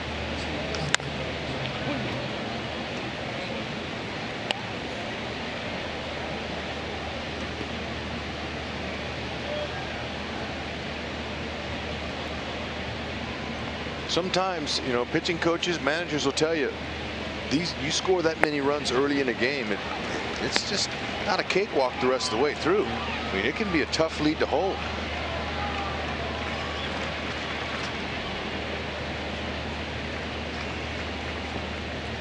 A lot of the game left. And it takes pressure off the team that's down big, because you don't have anybody up there thinking one swing of the bat and we're back in it. So a lot of times you'll see good quality at bats when another team is down big. Absolutely. But one thing that's a must, no matter what the score is at this level, really, or any level, but especially at this level, is giving all you got, hustling down the line, respecting 90 feet, respect the game. Whenever I don't see, when you don't see that, and sometimes the guys, you know, cutting corners and not hustling, shame on them.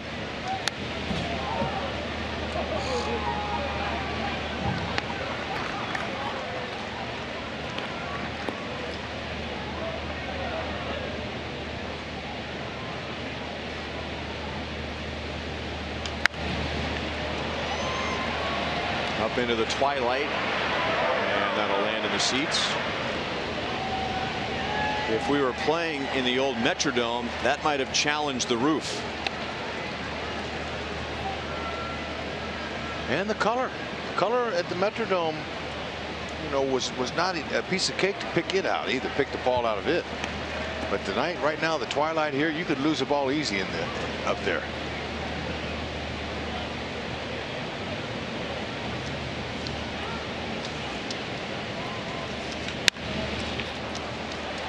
That's the second time in this series that Rosario has hit the ball to the left side with only one defender and hit it right to him. And that time Rosario went busting up the line, and he was at best running half speed when he grounded out in the third inning. And I wonder if somebody said something to him. I don't know, but he hit that ball hard, and Moose thought he had more time. You see how he took his time to circle in, rush the throw.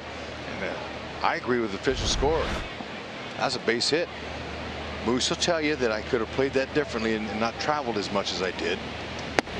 But that kid, he can be a dynamic player when he wants to be. Well, his manager, right down to the very end of his career into his 40s, was known for his hustle. Well, that's the reason my comment was like it was when he was up. Okay, because it disappoints me whenever I see that he didn't run the ball out. You know, he gave up. But I didn't want to say anything because I respect Molly, and so, but I couldn't help it. I had to talk about the game. Got to respect the game, and don't just run when you smell a base hit. Run when you hit a little routine ball, and that way you show respect to the game and yourself and your team. There's a lot more to it than just you. And Molly was a great example of that. Torrey Hunter, Jeter, so many players that respected 90 feet.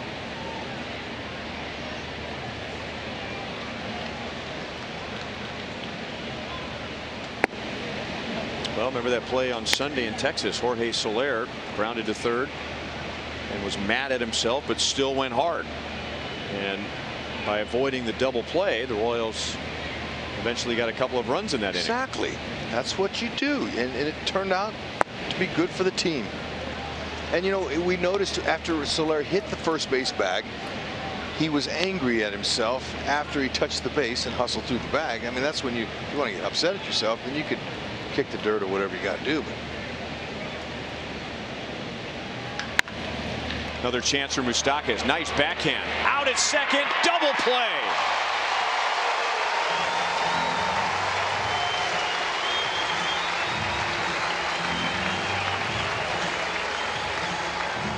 The Royals go running off the field, and there's only 2 outs.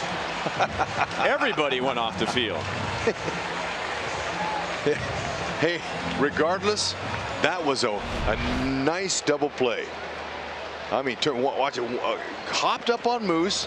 Ball was low to Goins. Goins threw and did a pirouette. I think they were so enamored with the beauty of that double play that they just said, that's got to be the end of the inning. Well, remember that play, I think on Monday night. Remember, Escobar stepped on second and threw to first? Yeah, and he made 4 outs. They got 4 outs. So they had a 2-out inning coming to them, didn't they? They did. They all got a kick out of that.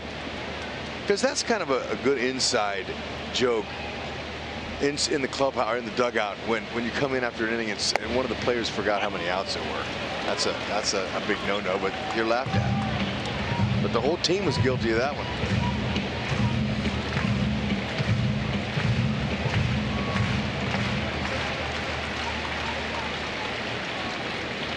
0-2 on Morrison. Now, I have a thought on that double play. Maybe with Sano at the plate, and he's one swing away from turning it into a 4-run game. Maybe getting 2 there felt like 3. It's possible, because we documented, well documented, Sano's feats against the Royals last year. That was amazing. He did.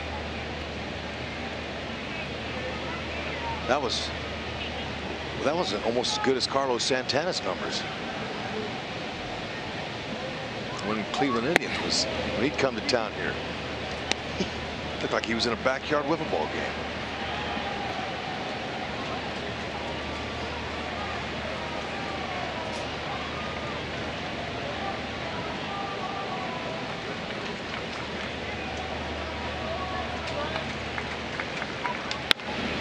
Morrison, right center field, and over Solaire's head. So how big is that double play now? That ball was hit hard, by the way, by Sano. I mean, that tricky hop on Moustakas that could have easily skipped by him and not been an error. And now Morrison hits a double to right center field. Yep, a little bit too much in the middle of the plate. Some elevation there at 91. Good movement, but just elevated. Interesting how the ball's carrying tonight too. There's not hardly any wind at all. Well, it's still warm. There's some humidity in the air, and the main factor is no wind. Remember last night after the storm, which caused the rain delay, the temperature dropped and the wind was blowing in from the northeast.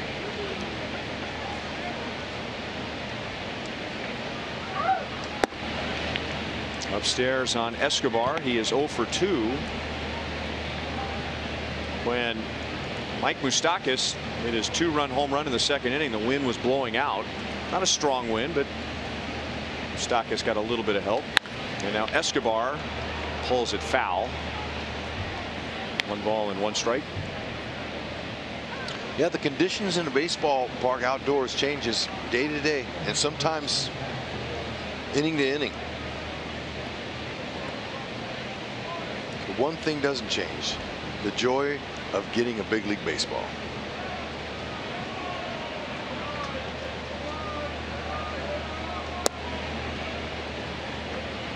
Down and in, 2 balls, 1 strike.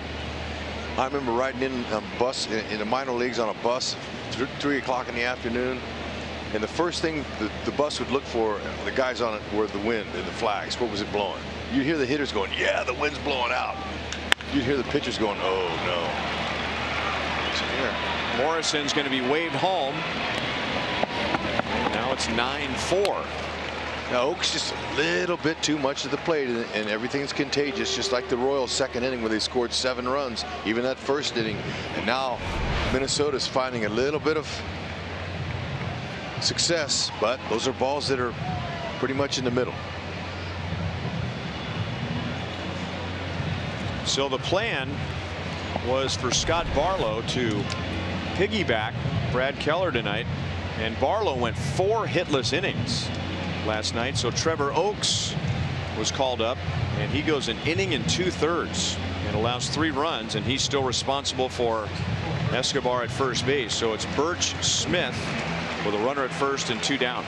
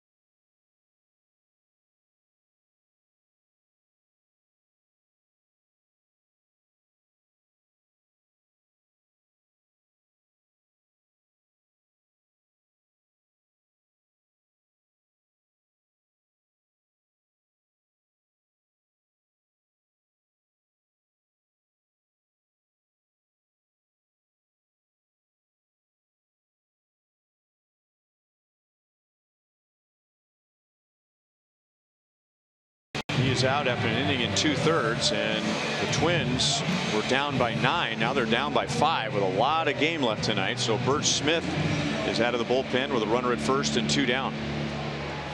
Yep. Too bad for Oaks. It looked like it was going to be a shoe-in for a possible win, and this would be his first. They'll have to get it another night. Bert Smith got a good hard power fastball, curve change.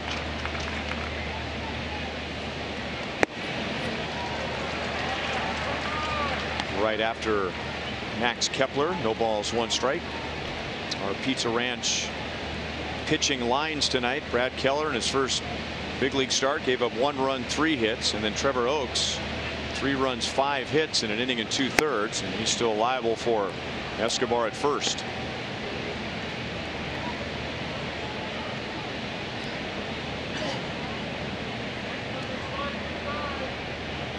Sounds strange because the Royals are ahead by 5 in the 5th inning, but it feels like, I'm not saying this is the case, but it feels like the pressure is on the Royals right now.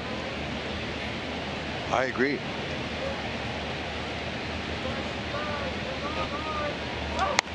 And now Kepler slaps it up the left field line. Keller and Kepler. Keller is down in the count, 1 ball, 2 strikes. You know, when Alex Gordon stole his 3rd base back in the 2nd inning in the midst of that 7-run inning, you know, you're thinking, wow, you know, he's stealing a base and they're up by a big run. That's so early in the game. That's why you do that. That's why you don't take the foot off the gas pedal early in games like that. It's the American League. Even in a big ballpark like this, anything can happen. Can't take anything for granted.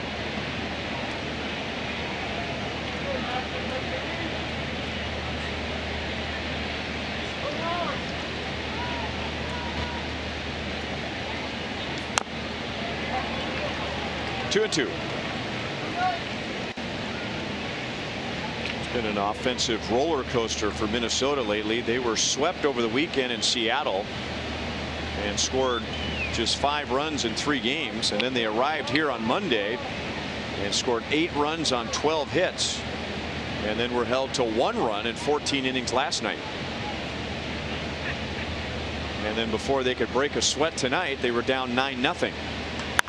Kepler pulls it under the feet of first base coach Jeff Smith.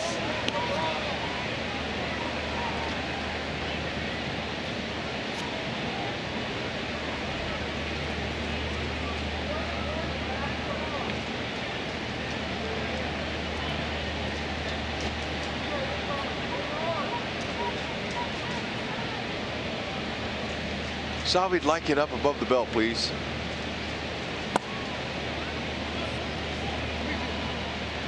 Three and 2.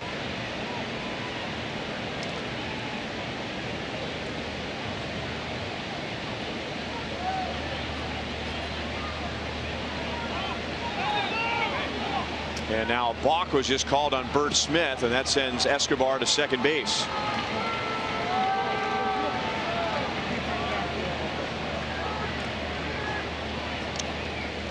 This is a huge out, by the way. Yep. Started to break his back leg. That's a no-no. He flinched just a little. He was on the rubber. All right. That's a relief to get out of that inning. So Minnesota has made it a 5-run game to the bottom of the 5th.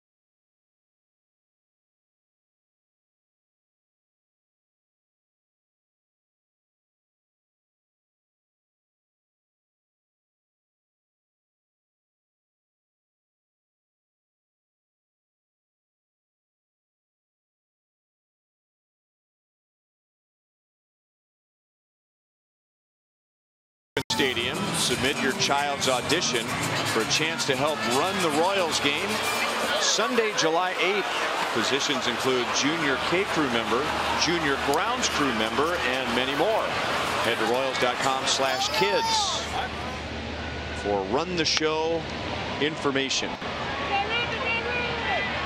Escobar into foul ground to get Almonte, who is 1 for 3. And here comes John Jay with 1 out. Here's our sprint trivia question. Since 2010, name the 3 active pitchers with the most wins before turning 23. That's in honor of our starters tonight. Brad Keller, 22 years old. Fernando Romero, 23 years old. The 3 active pitchers with the most wins before turning 23. 0-2 on John Jay, who has yet to extend his hitting streak, but he has a walk and a run scored and a sacrifice fly. Still 0-2.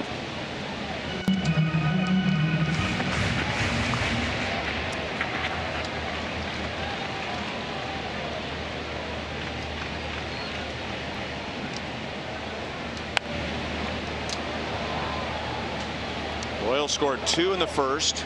They scored 9 in the second. One of those runs was charged to Aaron Slegers, who came on with 2 down in the second inning. But he has stabilized things from the Minnesota standpoint with a 1-2-3 third inning, scoreless fourth, and now he has the first out of the fifth. And slowly but surely, Minnesota is chipping away. Yeah, and that's his job, to come in when your team's down by that many runs. Hold the opponent early in the game and hold them until you guys can mount a rally coming back. And so far, so good. He's doing a good job of mixing up his pitches. Fastball, he's got a 2-seam and 4-seam fastball. Slider's been a good pitch for him, and a changeup. Good downhill angle, 6'10". Better believe he's got that. So we're seeing swings like that. Often tells me the hitters aren't seeing the ball very well often, especially working down in the zone. Slegers is making his season debut for the Twins. He pitched in 4 games last year. Drafted by Minnesota out of Indiana, University of Indiana.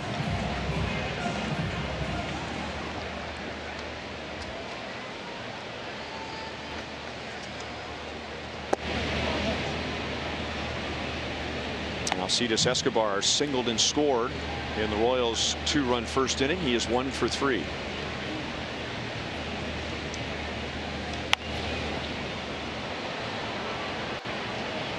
One and 1.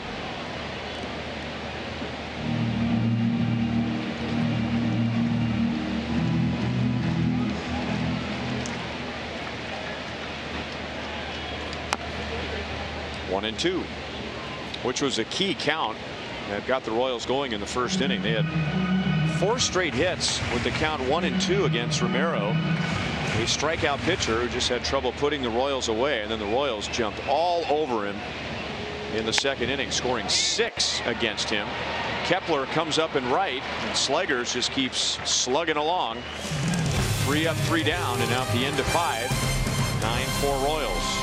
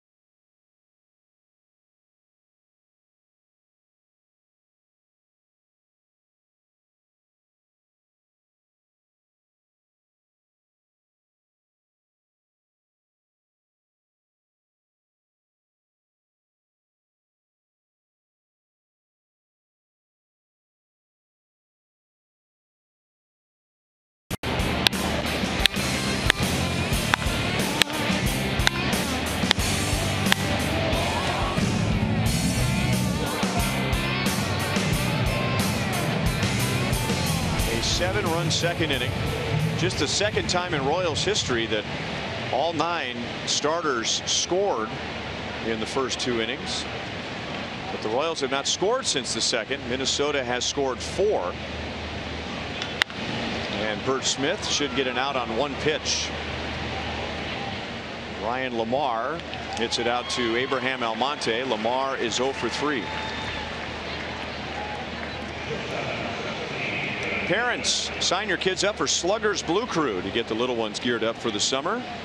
Membership includes a Blue Crew jersey, a flat bill snapback cap, a drawstring bag, 2 compression sleeves, 2 home game ticket vouchers, and more.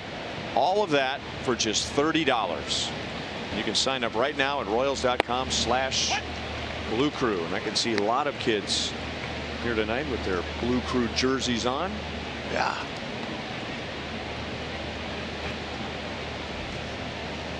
Good deal.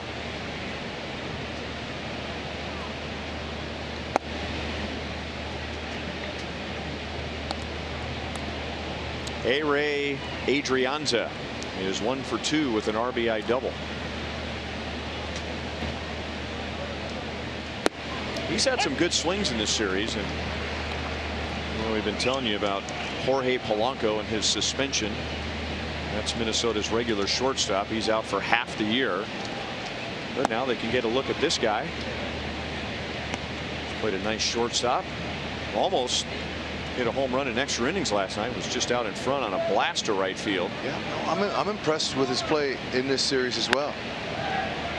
In fact, the 2 farthest balls hit from the 9th inning on last night came from the 2 shortstops. Yeah. Adrianza's foul ball to right and Escobar's game-winning home run. Just never know. I mean, this young man, he was signed by the Giants in '06. He's been around. He appears to me to be a youngster, the way he bounces around out there, but he's in his 4th year in the majors, so he's done a lot of minor league time.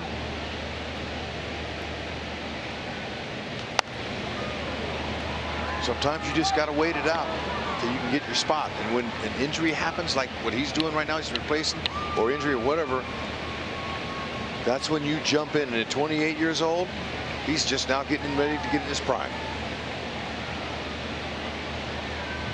At that age, you start to understand yourself a little bit. Oh.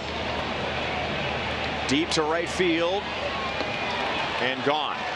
So right on cue as we're talking about his swing, and now it is a 4-run game in the 6th inning. Minnesota has scored in 4 straight innings. It's his first home run of the season, and make that 6 total major league home runs in his career. And that was well struck. You could tell on contact.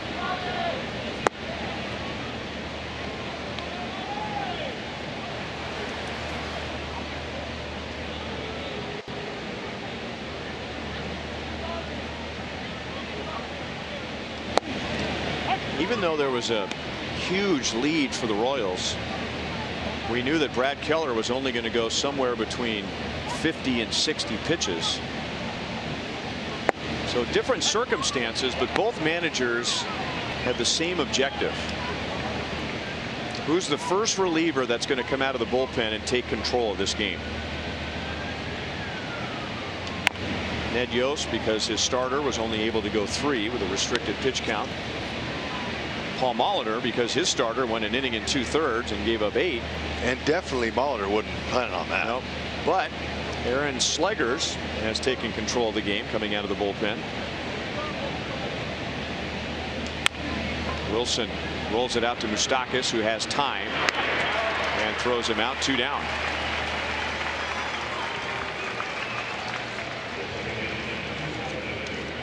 Tough trivia question tonight. Since 2010, name the 3 active pitchers with the most wins before turning 23. How about not a guess, just wanted to ask you. No, run it up there. Go ahead. Chris Archer? Well, I wasn't thinking Chris Archer. I was thinking about your first guy. No. You pointed at the standings to me, and you showed me Houston. I know. Well, now you guess him, then, because that's my bad. Dallas Keuchel. Strike 2. Oh. Man. Inside on Dozier, who is 1 for 3 with a home run. Who was some young rock stars? Well, there's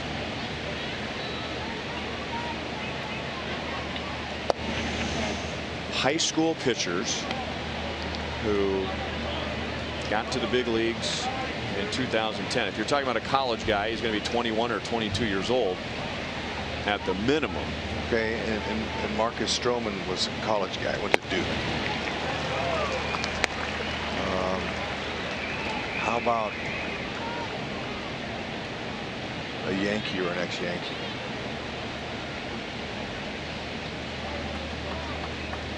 Have they had many young pitchers since 2010? Pineda.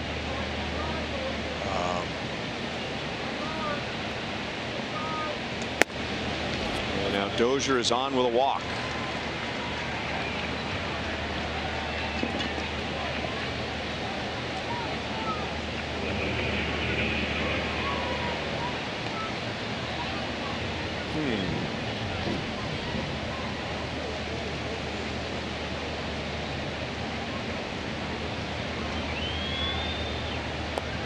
Tampa Bay. He's got to have one.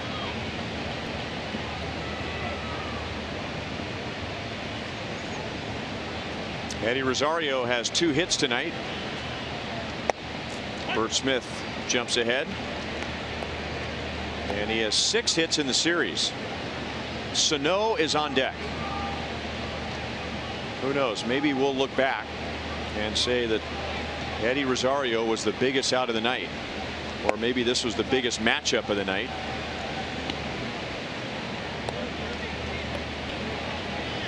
Brian Flynn warms up in the Royals bullpen.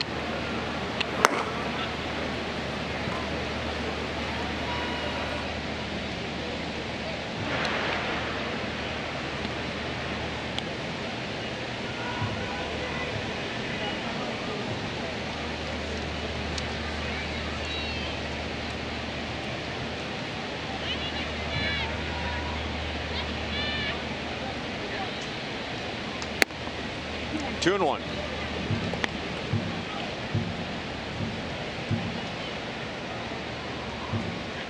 The Royals tonight, as it turns out, their first 3 pitchers have been 2 Rule 5 picks and a guy pitching in the big leagues for just the 2nd time. But you could say the same thing about Minnesota. You got a starter who is just making his 6th big league start, and a reliever who's pitching in just his 7th big league game. It is 3-1 with Sano on deck.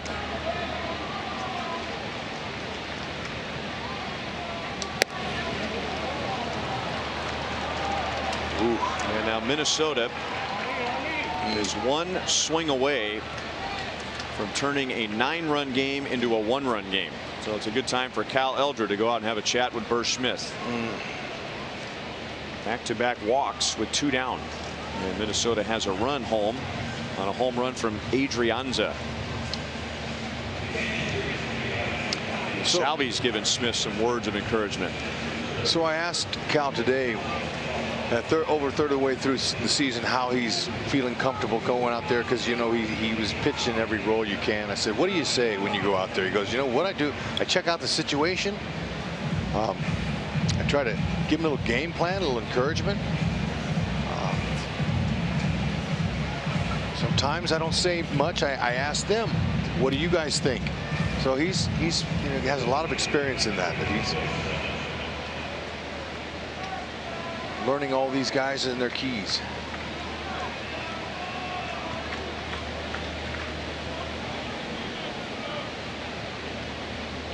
He probably was asking him, what do you want to do here?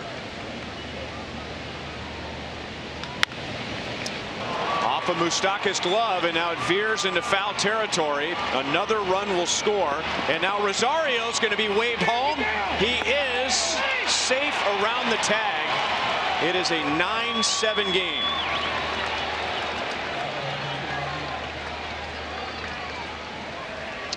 Wow. Another good move by Gene Glenn, third base coach. But Rosario, a good runner, got him an infield hit earlier with his speed and was given an effort around third base, and Glenn sent him home. It was a tester, flat-footed, pretty good throw by Escobar in the deep foul territory down the left field line. Had the throw been a little bit closer towards the Minnesota dugout, might have gotten him. It's a game. It's on. So Ned Yost is still in search of that reliever to take control of the game, and now he's hoping it's Brian Flynn with the tying run coming to the plate and 2 down in the 6th.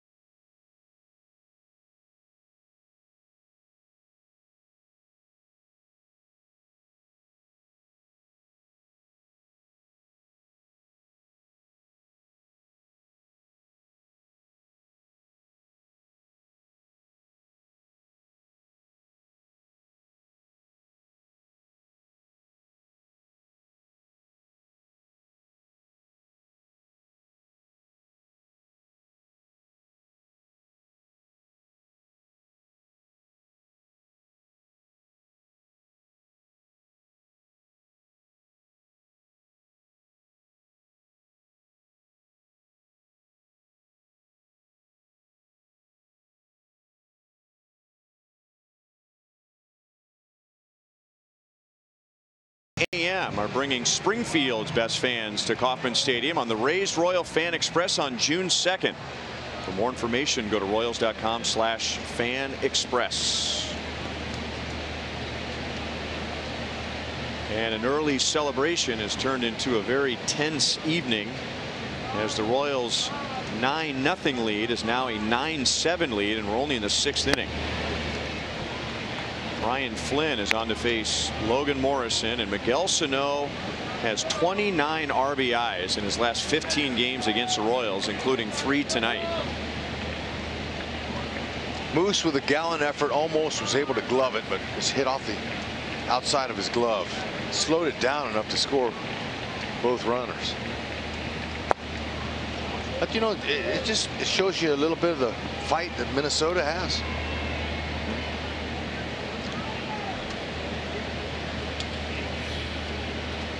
Flynn pitched one of the 14 innings last night, and it was a scoreless 8th.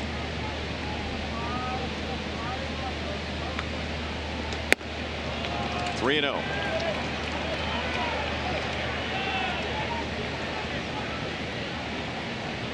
Hard sinking fastball. He'd like to get down in the zone. Slider. Changeup.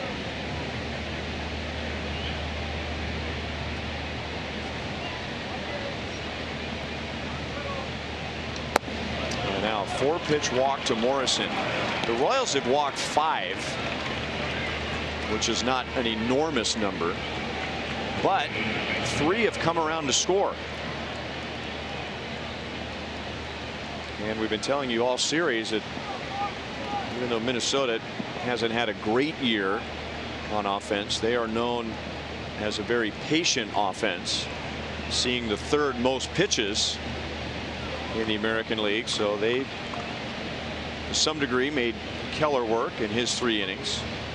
They made Oakes work, Smith, and now Flynn allows a walk, so the tying run is on, and now Eduardo Escobar.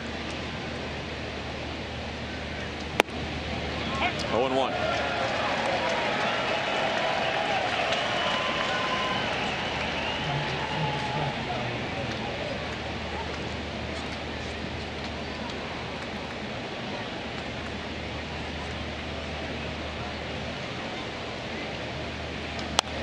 Oh, and 2. This young man here has turned into a consistent big leaguer hitter right here. Pretty nice, both sides of the plate, batting right. A lot of guys are natural right-handed hitters that move over to the left side of the plate.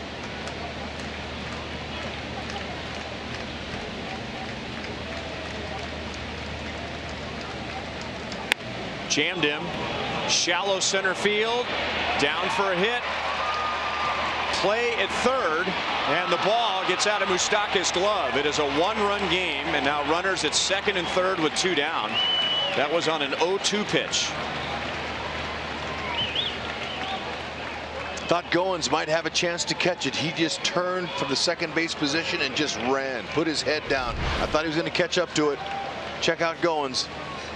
He thought he had a beat on the bleeder, and it just eluded his glove.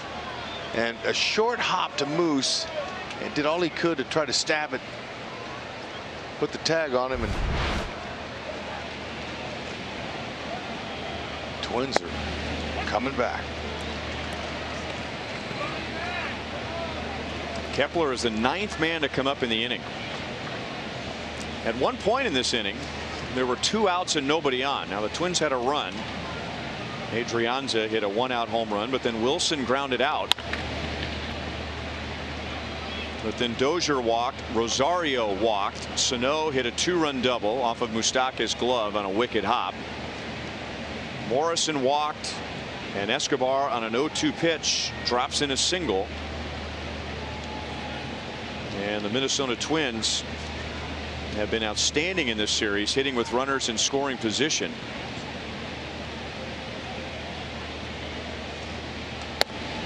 One ball and 2 strikes.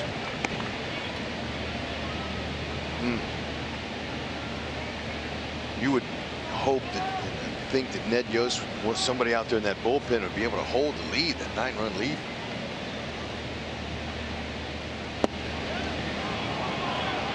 Two and 2.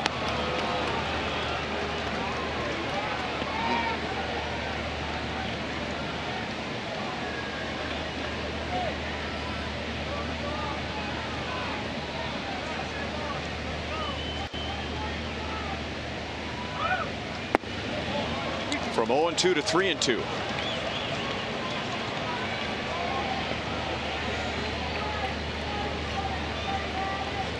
There's an open base here. Kepler is a good hitter. There's a rookie on deck.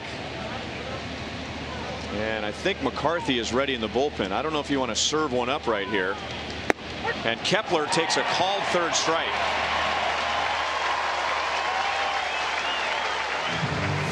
Well, we're almost back to square. It is a 1-run game to the bottom of the 6th.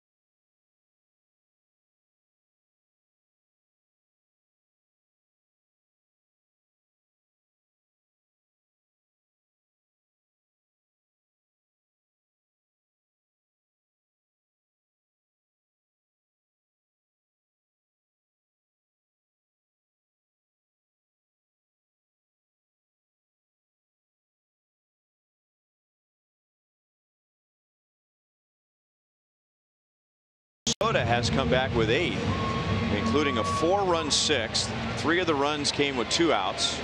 And Aaron Slegers has given up 1 run in 3 1/3 innings.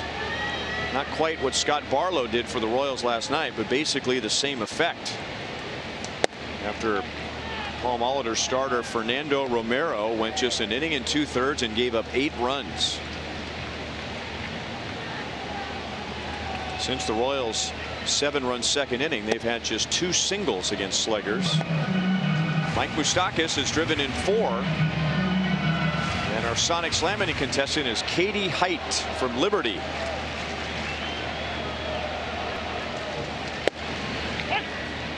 If the Royals hit a home run out of the park in this inning, Katie wins $800. The Royals hit a grand slam out of the park. Katie wins $25 grand from Sonic and the Royals.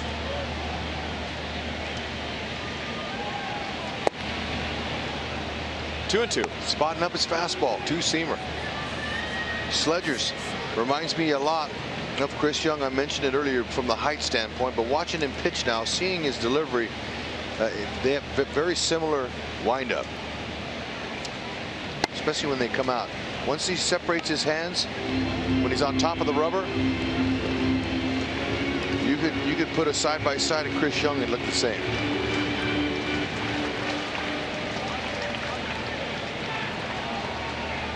Right here. Catcher Wilson wants it. 1 out.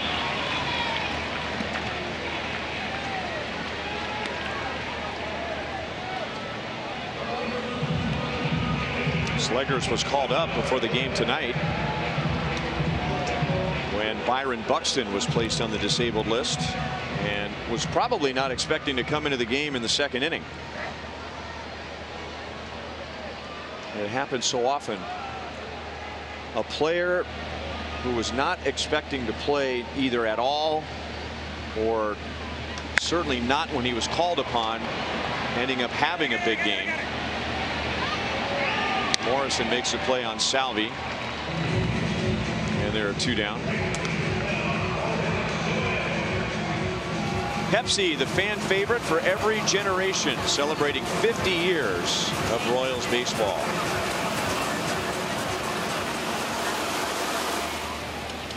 Sometimes it's a position player. We find out at the last minute so-and-so had been scratched with a tight lower back, and a guy ends up in the lineup who wasn't expecting to be in there and has a big game. Soler has his 3rd hit. He's on with 2 outs. Yeah, there's lots of times when you're in that dugout, especially if you're a backup player and something happens and your heart starts beating fast. You start looking for your gloves. You're wondering, oh my gosh, well, I wasn't expecting to get called on this early, and there you are. You're thrown in the fire. And lots of times that's a good thing. You don't have a chance to get your nerves up. You don't have a chance for the anxiety. When you're starting a game and you know ahead of time, and like the day before when you're pitching, you have anxieties. But when you're called on the spot like that, that's usually the best time. Because you can just go out and pitch and don't have time to think about it. Because the game, you can overthink the game.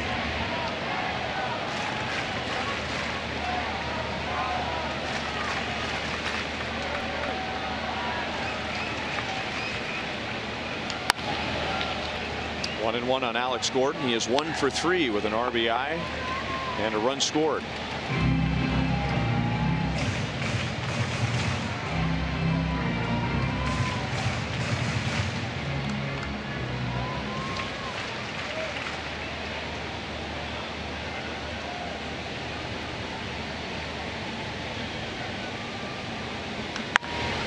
By Alex just laying the bat straight back like he is, in his hands and in his fingers. It's not like it's in his palm; it's in his fingers.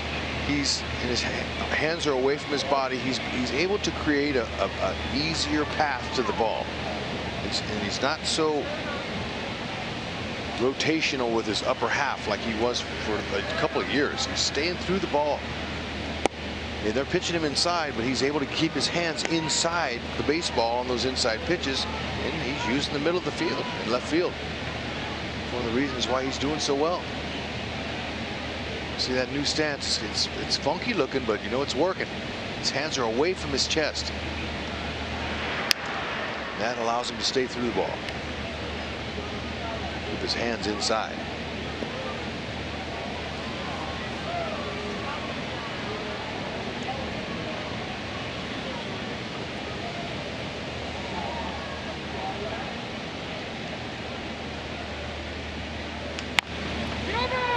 Morrison fields and goes to the bag in time. And Minnesota's defense is right back in the dugout. We go to the 7th in a one-run game.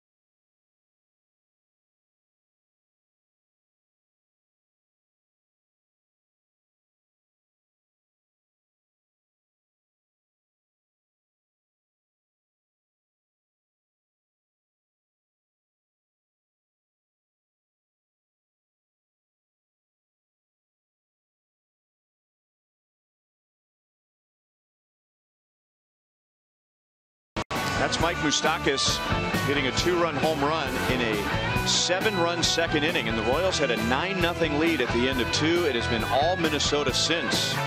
They scored 1 in the 3rd, 1 in the 4th, 2 in the 5th, 4 in the 6th, and it is 9-8 in the 7th inning. Wow. Kevin McCarthy becomes the Royals' 5th pitcher in 7 innings. And he'll get the lower third of the order. McCarthy's had a very nice first third of the season. The 2.82 ERA is fantastic. He's using it. He's pitching to contact, defense, hard sinker, slider, change curve.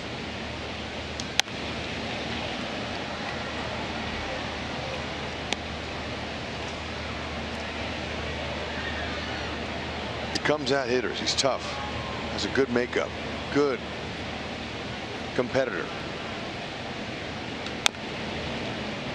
No balls, 2 strikes. Lamar is 0 for 3. McCarthy is pitching for the 3rd time in 4 days. Now, he hasn't thrown a lot of pitches. He threw, well, actually the 4th time in 5 days if you go back to Saturday. Not a lot of pitches over that stretch. Good start. But if the old adage is true, we'll see if it applies to McCarthy, and that is a sinker ball pitcher is usually better when they're dealing with some fatigue, more movement. Exactly. We'll see if that applies tonight. Less is more. Sure would help if it applies tonight. Outside to Adrianza. He's 2 out of 3 with a double, a home run, and 2 driven in. Yeah, well, that strikeout of the right-handed batter, that's 0 for 14 right-handers have been in the last 5 outings off of McCarthy. He's just been tough on righties. There's another quick out there. Nicely done. 2 down. The Royals and Price Chopper excited to announce the return of the Grand Slam 4-pack. Perfect for your family. This ticket package includes 4 seats in the View Reserve section plus 4 Royals caps for just $44. So head to your local Price Chopper to purchase this exclusive deal. Good for most Sunday through Thursday home games.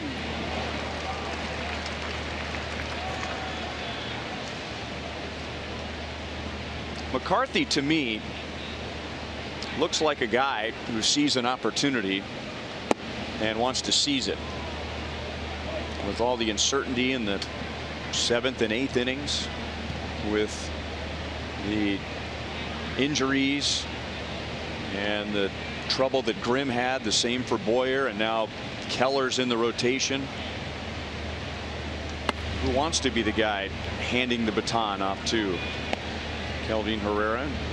And I think McCarthy before this year would say he's a nice pitcher, you know, contact guy, can get you a ground ball, you know he's going to throw strikes, but he's taken his game to another level. He has, and I saw a little bit of that in him last year, but when he didn't make the team out of spring training and then he got back here, I saw it even worse. He's like, all right, I'll show you now. I'll show you. You know, didn't make the team out of camp. That's okay. That's with some other arms, but you know, that's the heart muscle that's hard to scout.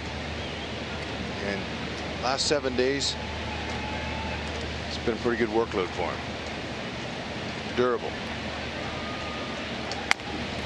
Another ground ball.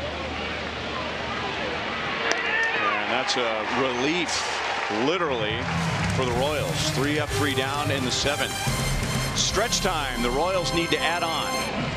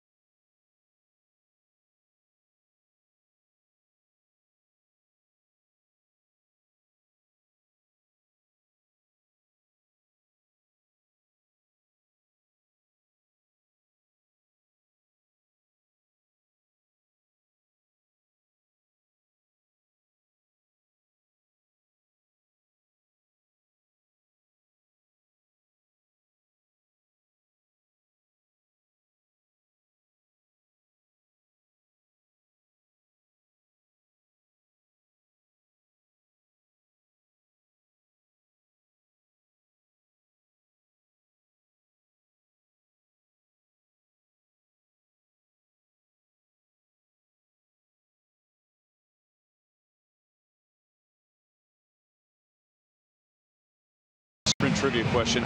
I think you think high school pitchers who got to the big leagues. How about Madison Bumgarner? Okay, way to go, partner. Ding, ding, ding, ding, ding. I cringe to bring up that name during our broadcast, but we're trying to answer the trivia question. Oh man, I have a lot of admiration for what that guy did. I'm told the late Jose Fernandez would have been on that list. You know, high school pitchers got to the big leagues at a young age. Still active. The most wins before turning 23. Hunter Dozier into the left field corner. Gone for his first major league home run.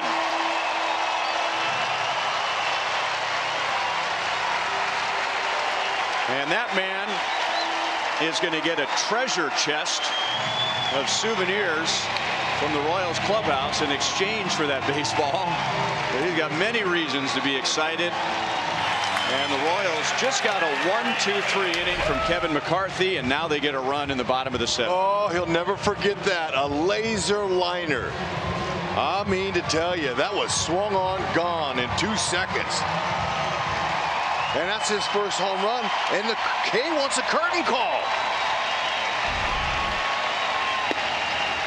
112 hit speed off of that bat by Dozier. Man, I'm telling you, that ball wasn't walking.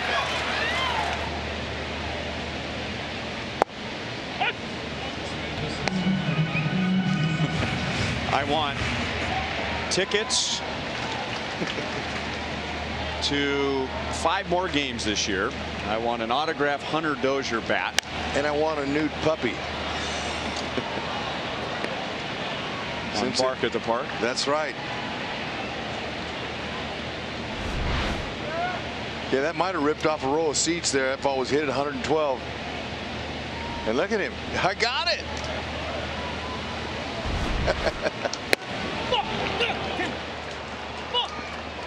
Goins is down on strikes, 1 away in the 7th inning. I knew you wanted. Let's go, especially Dozier's family. They wanted to hit it in Texas, but he didn't. There's the exit velo, and there's the StatCast, the launch angle, 21 degrees, man. That's on the line. Good for him. He's waited a while. We were calling for it in Texas with 4 games there.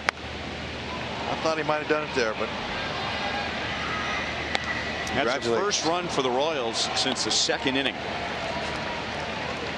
So it's a 2-run game, but at least for now it feels bigger than that.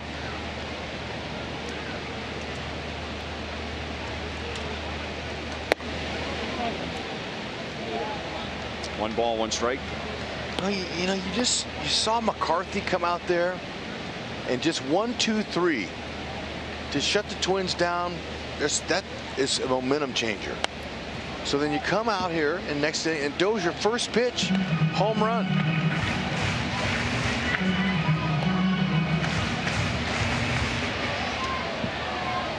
Holtze's all over it. It's the first time in Major League history that 2 Doziers have hit a home run in the same game.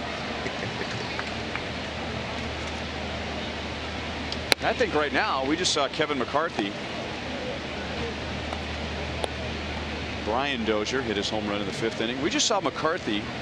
Tim Hill is warming up with the bullpen. That might be the pitcher of record right now. And he's pitched 1 inning. Hard hit, but right to Dozier. Almonte is the 2nd out. Well, we've been saying it for innings. Ed Yost has just been waiting for a reliever to come out of the bullpen and gain control of this game, and he may come on to face Dozier. And then there's some left-hand batters coming up, which should be a good matchup for Tim Hill. The Royals have a day off tomorrow. That's the saving grace of having to use so many pitchers last night and tonight. Everybody gets a break tomorrow.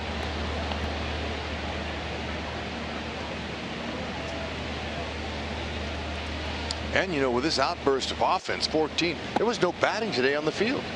After that long night last night, Ned gave the fellas a day off from hitting pregame. So sometimes that'll tell you that the routine of batting practice can be overrated at times.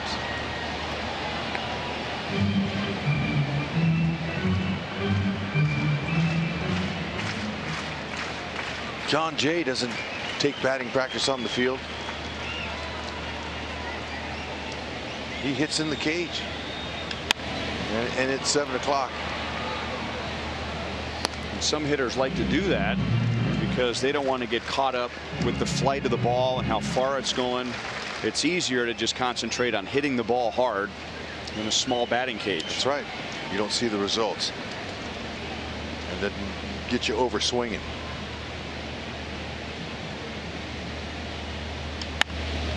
Still 1 ball, 2 strikes. He's battling. Hunter Dozier led off this inning with a home run into the left field corner. His bat is being authenticated.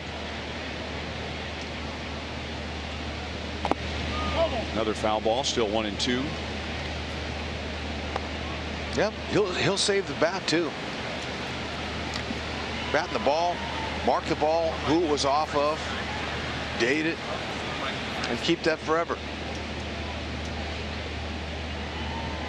I know the Expos gave me my bat with a little placard on it, and they engraved it. Said first home run, Jim Gott, Three River Stadium, Pittsburgh. Oh, and John Jay extends his hitting streak.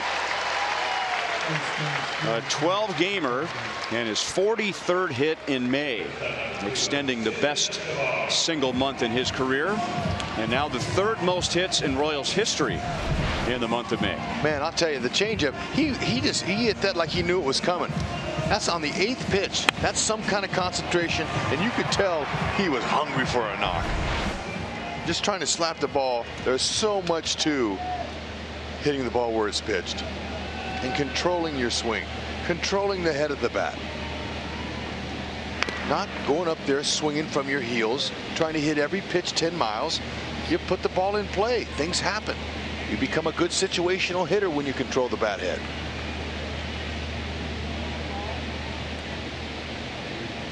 You can help your team in so many ways. Now Escobar gets robbed by Escobar. So that may have saved a run. That ball might have gone all the way down into the left field corner. But Hunter Dozier hits his first big league home run, and the Royals take a 2-run lead into the 8th inning.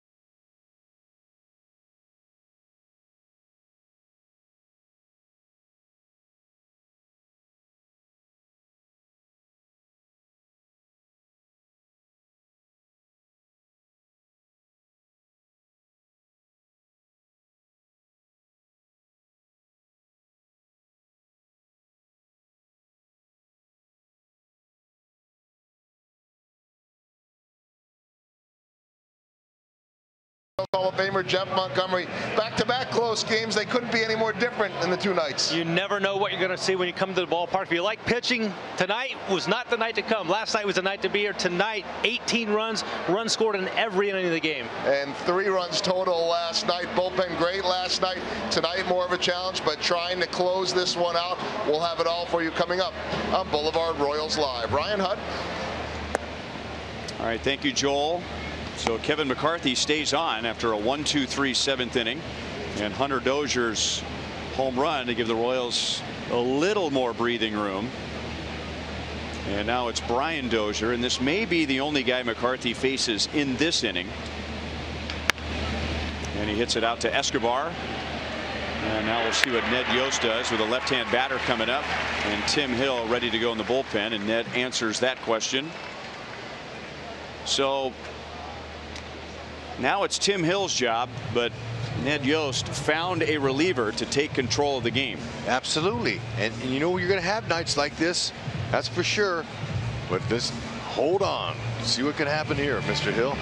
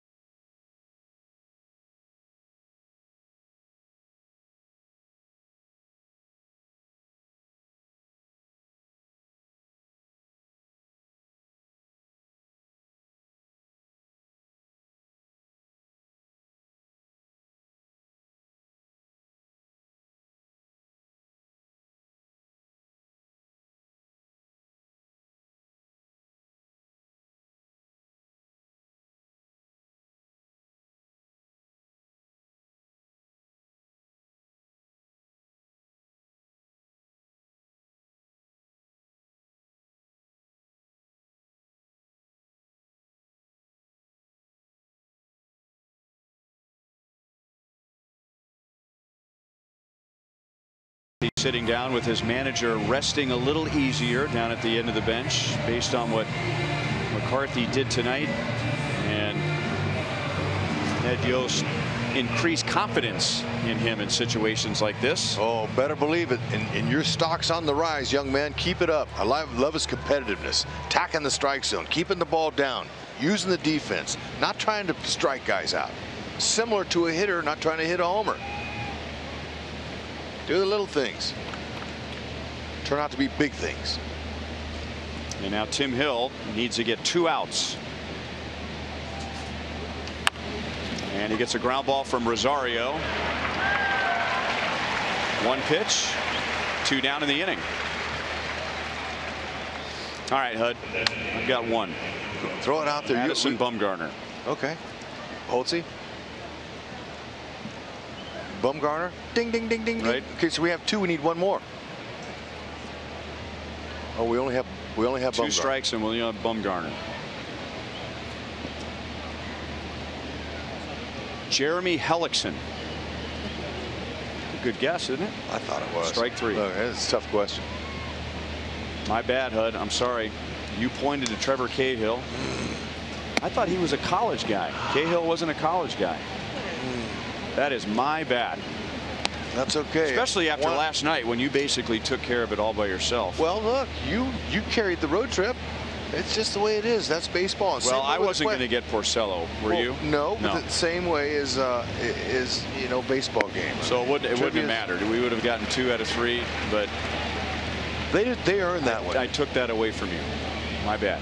No, but you know what though? I yield to you because of your knowledge and of the trivia, and so I yield. Doesn't always work, but.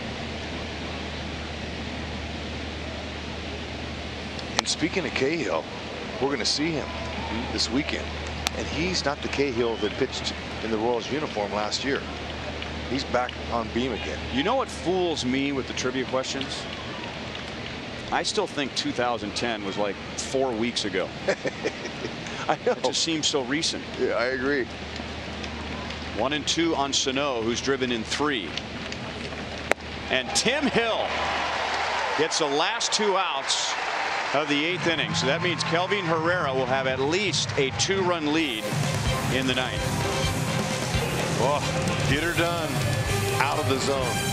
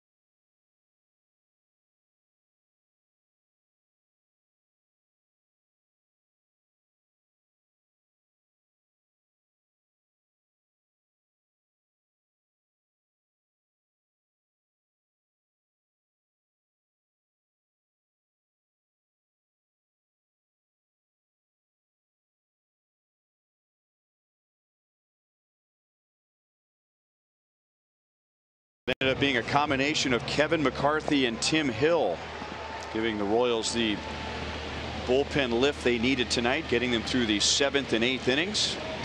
And now with a 2-run lead, the Royals have Moustakas, Perez, and Soler against Ryan Presley.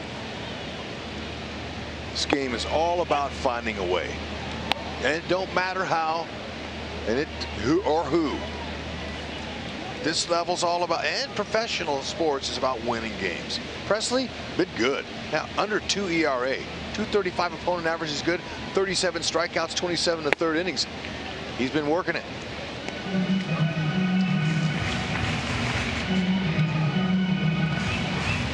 He's got a good low to mid-90s fastball, a nice slider, curve.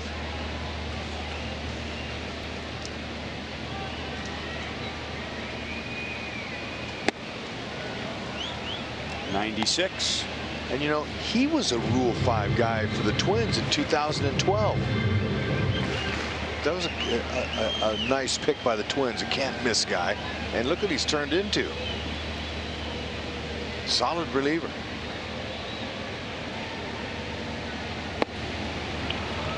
And his outing begins with a strikeout. MLB At Bat is their #1 Royals app. Customize your experience to catch every moment this season. Get Royals home screen icons and features such as the MLB.TV Game of the Day, pitch tracking, in-game highlights, live radio broadcast, stats, news, and more. Download MLB At Bat today.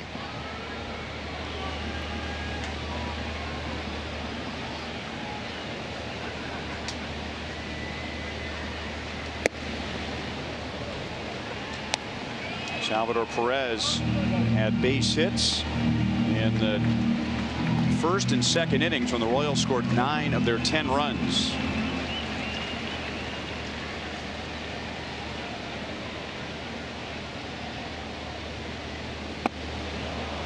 Oh, 2. Now, if that's a slider, that's a hard slider at 91. But what really baffles big league hitters the most is a pitcher that has the ability to change speeds on his fastball. He can fluctuate from 90 to 95, 96, 97 on the same pitch. He fooled him there. Adrianza gets a nice big hop. 2 down. And tonight's copyrighted telecast is presented by authority of the Kansas City Royals and may not be reproduced or retransmitted in any form, and the accounts and descriptions of this game may not be disseminated without the express written consent of the Kansas City Royals. 21,243 people, 421 dogs. Nicely done. Were here at some point tonight. Senior citizen.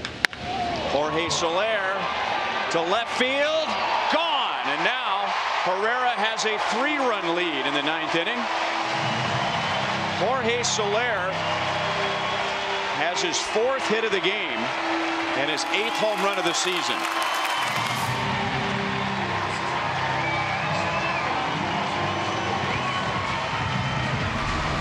Well, this ball was stepped on and it had topspin on it. Okay, it's hard to hit a ball that far with topspin, and it had just enough to get over the wall. But that's an impressive stroke. See how the ball's moving down like that? And Rosario, he might have to check his forehead for tracer burns. That ball was scalded.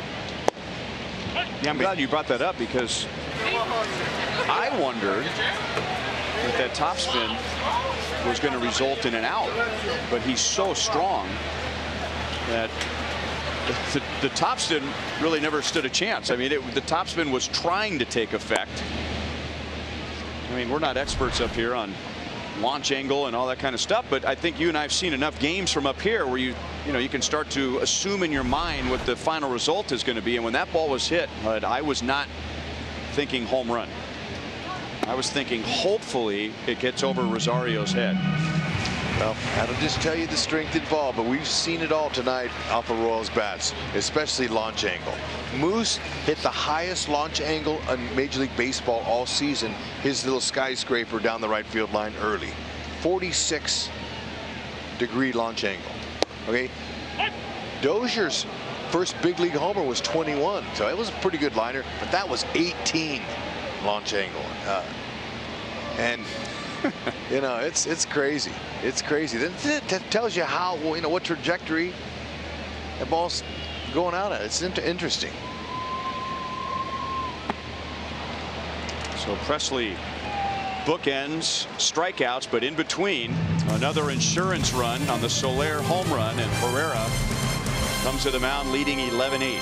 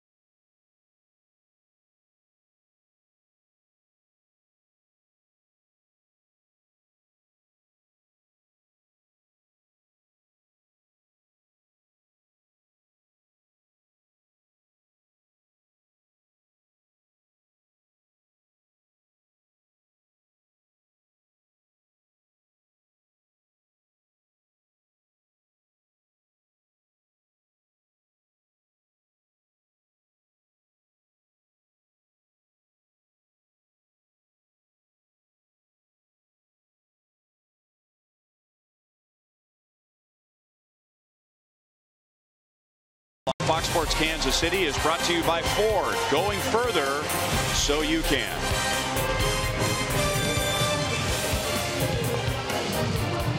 Refreshing saves, and the Royals are hoping for one right here. That's from Price Chopper and Aquafina. Sign up at mypricechopper.com/saves to save on Aquafina when the Royals get a save. And you can give honorable mention saves to Hunter Dozier and Jorge Soler, turning a 1-run game into a 3-run game for Herrera in the 9th. He'll pitch to Logan Morrison, Eduardo Escobar, and Max Kepler. Blazing fastball. I mean, it's a good one. Tops about 99. And he's getting early count outs too with it.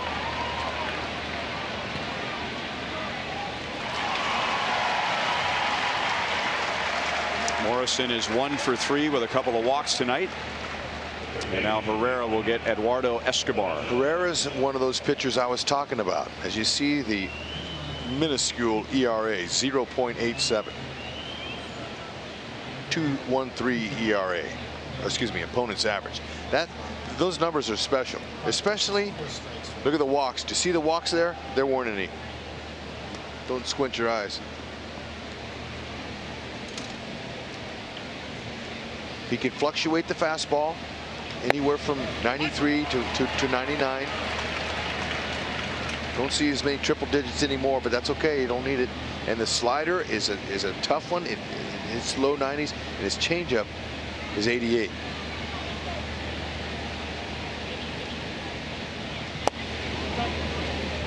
One and one on Escobar. He's driven in 2 tonight.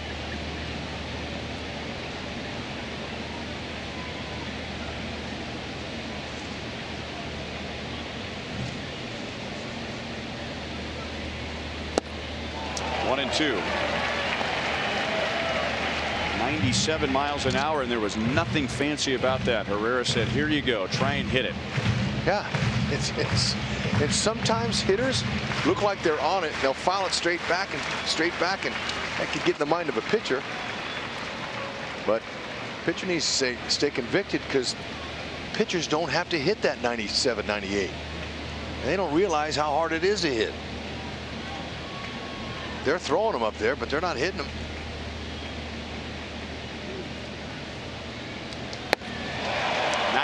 Miles an hour. Can't touch that.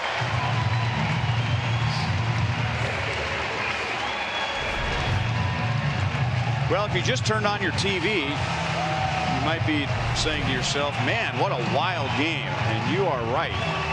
The Royals led 9-0 at the end of 2. By the top of the 6th inning, it was 9-8. Minnesota cut the deficit to 1. And then the home runs by Dozier and Soler in the 7th and 8th innings give the Royals some breathing room, and now they're 1 out away from taking 2 out of 3 from Minnesota. Royals scored 8 of their 9 runs against Minnesota phenom Fernando Romero, who did not phenomenate tonight.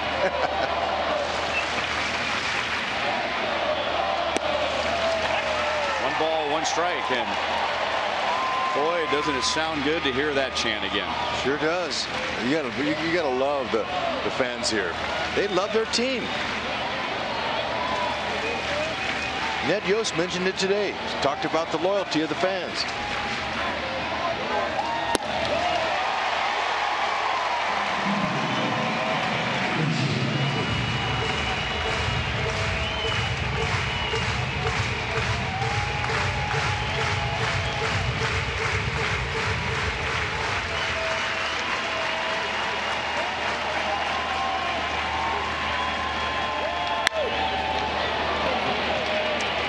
To Almonte, and the Royals take 2 out of 3. Mike Moustakas led the way with 4 RBIs in the first 2 innings. Hunter Dozier hit his first major league home run, and Jorge Soler tied a career high with 4 hits, and he also homered. El Toro Ole. That away, Herrera.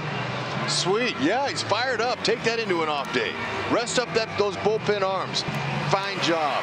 Look, there was a few guys in the pen tonight didn't have their stuff, but look, that's just the way the game is. But you gotta love an offensive outburst. Look at the young Dozier checking into the Major League home run book. That's a nice thing and a beautiful thing as that liner. There's the skipper, Ned Yost, with a big smile on his face. Alex still continuing to hit that ball. Just love how it went. So the Royals win their 3rd series of the season. They have won 6 of their last 9 games. And after losing the first 6 in the season series to the Minnesota Twins last year, they begin this season taking 2 of the first 3. And now the Royals go into an off day. Minnesota goes home to face first place Cleveland beginning tomorrow night. That's our Pepsi fan of the game right there, and she's looking forward to Noreen Baldwin. Let's go down to the field, and here's Joel. All right, a lot of offensive heroes in this one tonight, including Mike Moustakas. Moose, you know baseball. You never know what you're going to get. 3 runs in 14 innings last night, and then tonight, every inning had some offense. How do you explain the 2 nights? Yeah, like you said, it's baseball. You know, you come out expecting something, and something else happens completely different. So, you know, again, we came out tonight, put some runs up early, and you know, able to ride that out the rest of the game. How much did it help just Esky's home run last night too? Salvi just got Dozier on the Twins broadcast, so good for you. That's being the veteran here. How much just that home run on the 14th and being able to go home and have that win after last night help you today? Oh, that's huge. You know, Esky came up clutch last night, sent us all home. You know, it was getting late, 14 innings and whatnot, and you know, today we were able to come out again and score some runs early, and kept that momentum going from last night, and you know, put some runs up early, and ended up with a W tonight. All right, in this day and age of StatCast, they measure everything, so you now have the highest launch angle home run of the season in Major League Baseball at 46 degrees. What were you thinking off the bat? You know, it was a slider inside, and I just tried to stay inside. I got a good piece of it. I was just hoping to stay fair, and it did, and you know, put us up. So it was definitely big. But again, you know, coming out here, playing in front of these fans, it's the best. Love being here at the K. Love playing in front of these people. It's unbelievable. A lot of energy tonight. Great job on the series win. Awesome. Thank you. Thank you, guys. Mike Moustakas with a big wave to the fans, and 46 degrees, guys. It counts however the launch angle when it clears the fence. That makes me cold, Joel. Making me thinking about April again when you say 46 degrees. This is the good 46 degrees. Man, I'm going to tell you what. That is a beautiful swing.